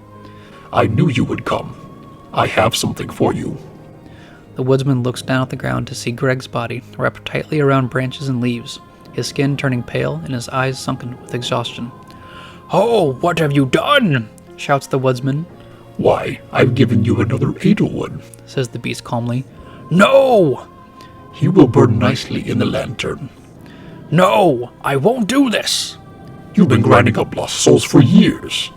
I didn't know this is where the edelwood trees came from." "And would it have mattered?" mutters the beast, with an ethereal cry of a little girl coming from the lantern, where the woodsman looks at it mournfully. Would you have just let your daughter's spirit burn out forever? Feed the lantern. "No," says the woodsman defiantly. "I suppose, after all these years, you just don't care for her anymore." "Hold your tongue, or remove it from your mouth. Do not speak of my daughter. She would not wish this. Let's get you free." The woodsman kneels down to Greg and sets the lantern on the snow. As he is busy with untangling the bramble from around Greg, a black shadowy hand slithers its way toward the lantern, but the woodsman notices this and swings his axe toward the hand, barely missing it. "I only wish to help you, woodsman," calls the beast, slinking back into the shadows. "You need oil, or else your daughter will." "I told you to hold your tongue," says the woodsman, pointing at the beast before swinging wildly at him. Both the woodsman and the beast retreat further into the forest, with the woodsman swinging wildly at the beast, who laughs as if it were a trivial game. Not too far away, Wirt and Beatrice stumble through the dark woods. "I thought it was this way," guesses Beatrice. "A light," spots Wirt from the distance. "A lantern," corrects Beatrice. "It looks like the woodsman's," says Wirt as he picks it up and shines the light on the surrounding area, which is shattered and split with the wreckage of the woodsman. "Whoa, what happened here?" Beatrice asks before Wirt spots Greg's weak body wrapped in edelwood and leaves. "Greg!" shouts Wirt. "Greg, are you—" "Wirt?" asks Greg weakly, his body wrapped in the beginnings of an edelwood tree with the sticky oil already dripping from the branches. "Oh, Greg! Wirt, I did it! I beat the beast!" Greg says, coughing roughly and spitting out leaves. "Ah, geez," says Beatrice, "the leaves are even growing from inside him." "Nah," spits Greg. "I was just eating leaves." "I'm sorry, Wirt." No, Greg," sniffles Wirt. It's my fault we ended up here. Everything's been my fault. I should have been more... No, I meant my rock facts rock." "What?" asked both Wirt and Beatrice. I stole it, Wirt," explains Greg weakly, lifting up his rock with the painted face. "I stole it from Mrs. Daniels' garden. I'm a stealer, and that's a rock fact." "What? No, Greg, that doesn't matter," says Wirt. "It does matter," coughs Greg. "You have to return it for me, okay?" "No, you can give it to her yourself. Come on, we gotta get Jason Funderburger home, right?" Wirt holds up the frog, who croaks weakly. "Jason Funderburger," says Greg. "The perfect frog name." Greg begins to slump over, his eyes closing slowly. "Greg? Greg!" shouts Wirt. "Let's get him out of this, come on!" Wirt drops the lantern and begins to pull out the small tree, but none of the branches will even budge. He tries harder, but nothing works. Just then, a loud thump sounds from behind him and Beatrice. They turn around to see that the beast has dropped the weakened and defeated self of the woodsman, his axe on the cold, snowy ground. Give me my lantern, booms the beast's voice. Your lantern? Asks Wirt. No way, we need this thing, says Beatrice. Yeah, I'm keeping this, says Wirt. I have to get Greg home. Your brother is too weak to go home, says the beast. He will soon become part of my forest. I won't let that happen, shouts Wirt. Well then, perhaps we better make a deal. A deal? The woodsman begins to stir awake, but with great pain. I can put his spirit in the lantern, explains the beast. As long as the flame stays lit, he will live on inside.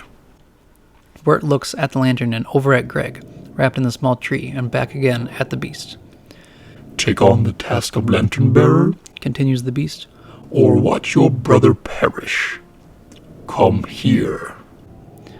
Wirt pauses for a moment before stepping forward. Okay, he sighs, as Beatrice gasps in shock. But as Wirt approaches the beast, a small ringing sound echoes and something inside of him snaps with defense. He doesn't let go of the lantern. Wait, that's dumb, says Wirt. What? Snaps the beast angrily. That's dumb, repeats Wirt. I'm not just going to wander around in the woods for the rest of my life. I'm trying to help you, says the beast deeply. You're not trying to help me. You just have some weird obsession with keeping this lantern lit. It's almost like your soul is in this lantern. The woodsman gasps in realization. Suddenly, the beast makes multiple guttural sounds, while his body twists and turns in irregular shapes. All around Wirt, the darkness engulfs him, and all he can see is the beast's eyes. Are you ready to see true darkness? Demands the beast in multiple deep voices. Wirt shakes as he holds up the lantern, his eyes wide in fright, but his sudden strength returns to him, and he stares down the beast. Are you? Wirt's voice cracks nervously. Are you? Wirt opens up the lantern's lid to blow out the flame inside, but the beast reaches out his arm within the darkness around him, reverts back into the forest. Don't! Shouts the beast in panic. Wirt scoffs at the beast, realizing that he has found the beast's weakness and secret. Holding it at the woodsman, Wirt offers the lantern to him again. Here, woodsman, I got my own problems to take care of, Wirt says. This one's yours. My brother and I are going home. The woodsman takes the lantern carefully, while Wirt takes the axe and begins to walk back to Greg, splitting apart the edelwood branches so that his brother is finally free of it. Wirt glances nervously back at the woodsman, who is talking with the beast. She was never in the lantern, was she, beast? Asks the woodsman. Listen, woodsman, listen to me, says the beast, approaching right behind him. Meanwhile, Wirt puts Greg on his back and Beatrice sits on a branch. Wirt, begins Beatrice. Come with us, suggests Wirt. I got to go home too, says Beatrice. Admit to my family, it's my fault that they're bluebirds. Wirt clears his throat before handing over the scissors that Adelaide had to fix Beatrice's problem. What? gasps Beatrice. The scissors that'll make your family human again, says Wirt. You had them all along? I used them to escape Adelaide, and then I was sort of mad at you. Oh, your wonderful mistake of nature, says Beatrice as she flies over to hug Wirt. Nearby, the woodsman is still confronting the beast. You see, woodsman, says the beast. All who perish here will become trees for the lantern. Cut them down with your axe. Go, now! No! Shouts the woodsman, shining the lantern on the beast. In a split second, the woodsman sees the true form of the beast. A slender, macabre figure of what looks like wood and branches for his skin. All across his arms and body are holes that resemble multiple faces. His face is hollowed out and his bright eyes still glowing. From the side of his head are the antlers that grow ever so widely. The beast shouts in fear as the light passes over him. Stop! You'll never see your daughter again, woodsman, warns the beast as the woodsman lifts up the lantern and opens the lid. Are you really ready to go back to that empty house? No! Woodsman! With a trembling hand, the woodsman lifts up the lantern a last time and blows sharply. The forest grows completely dark as the beast growls and screams in defeat. Goodbye, Beatrice, says Wirt among the darkness. Goodbye, Wirt, says Beatrice. The scene shifts over to Wirt, where he is suddenly awake in the freezing cold water of the river that he and Greg splashed in as they dove for cover from the train. Wirt swims further down in shock as he sees Greg and his frog, taking them both in his arms. He splutters back up to the surface and climbs over to the shore. With a weak body and vision, he sees the silhouette of people with flashlights before he passes out. Both Wirt and Greg are rushed over to the hospital, where Wirt slowly blinks awake hours later. Wirt, you okay? Asks Sarah, as her face is the first for Wirt to see as he sits up. Can you see me, Wirt? Where am I? Wirt asks. The hospital, answers Sarah. Hospital? Greg! Where's Greg? From the other side of the room, Greg is dressed in blue pajamas and holding his frog, who wears a top hat. Greg's hair is neatly combed instead of having a teapot on top. And then, Greg says before gasping, Wirt, I was telling them about the time that we almost got... Greg's frog croaks loudly. Haha, yeah, you were there too, Jason Funderburger, laughs Greg happily. Me? Asks Jason nasally. Not you, says Greg. Jason Funderburger, my frog. The frog croaks loudly again. Our frog, corrects Wirt. Our frog, Greg smiles. Our frog? Asks Jason. No, not your frog, says Greg. Hey, so, says Sarah, pulling out Wirt's tape. About this. Stammers Wirt nervously. Yeah, so, I don't have a tape player, so... Oh, yeah.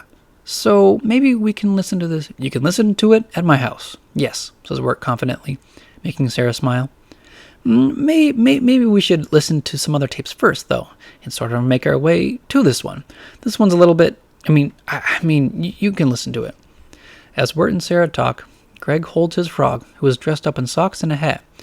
And now, while the friend group watches in amazement, because when Greg shakes the frog, the bell from Ani Whispers lights up from inside the frog. And so the story is complete, and everyone is satisfied with the ending, and so on and so forth. And yet, over the garden wall, the woodsman sits silently at a wooden cabin while a gentle snow falls around it. He sits there until he sees the front door open slowly, and where a younger woman with dark brown hair comes out with a candle and looks at him longingly. Father? She asks with a tear in her eye, before they both stare at each other with a warm embrace. In the forest, the large fish in the boat is still fishing, and suddenly pulls out a small black turtle. In another area, Lorna looks out the window while Auntie Whispers pours her a warm cup of tea. Further in, a frog pokes its head out of the mud and sniffs the cold air before diving back inside.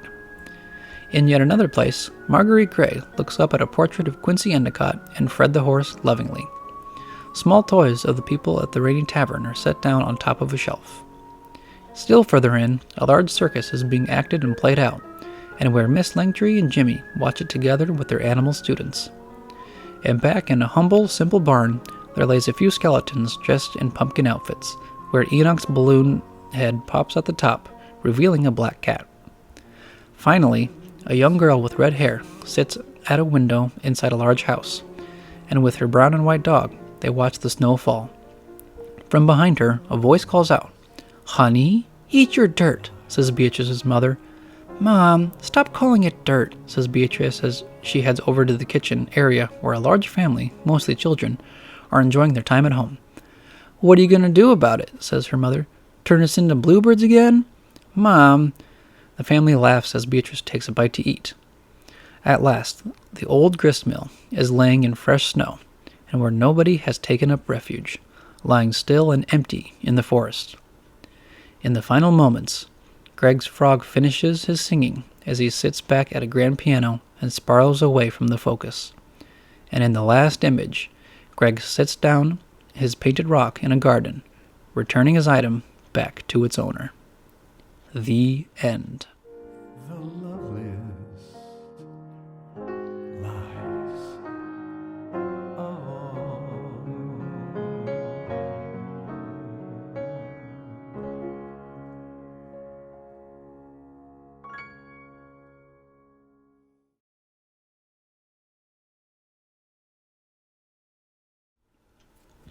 Hello, again.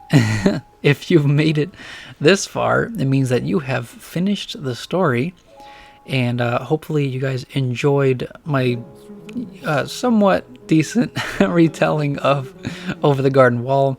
I tried to make it as accurate as I could, especially with like dialogue and the story and whatnot. There's a few sentences here and there that I added just for transition, but overall everything else should be pretty much the same. Yeah, hopefully you guys did enjoy it, because this was one of my personal passion projects, as I tend to call that with a lot of my projects. I just really enjoyed this, especially like reading through it and writing through it. I really wanted to get it done by fall, around September, October, so hopefully I'll be posting it pretty soon. Yeah, hopefully you guys enjoyed it, like I said already. I just wanted to thank you guys for listening to the story, even if it's like first time reader or listener, I should say, or you've seen it multiple times like me and you just kind of like were curious about how I did things. So like I said from the introduction, I pretty much went through the entire show and wrote the whole thing, like the whole show out. So I really enjoyed this show, if you guys can't tell. So other than that, just let me know in the comments if you guys want me to do any other retelling, possibly. I would definitely enjoy it, because this was a really fun project and I kind of understand the process now. So if you guys have any other short projects for me to do, I would really like to do that. Just let me know and I'll kind of consider, depending on the show. Yeah, and with everything out of the way and being said and stuff like that, always be sure to check out my channel for some further support. I would greatly appreciate it.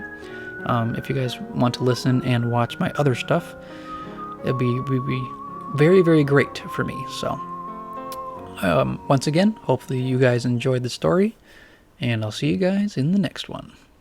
Bye.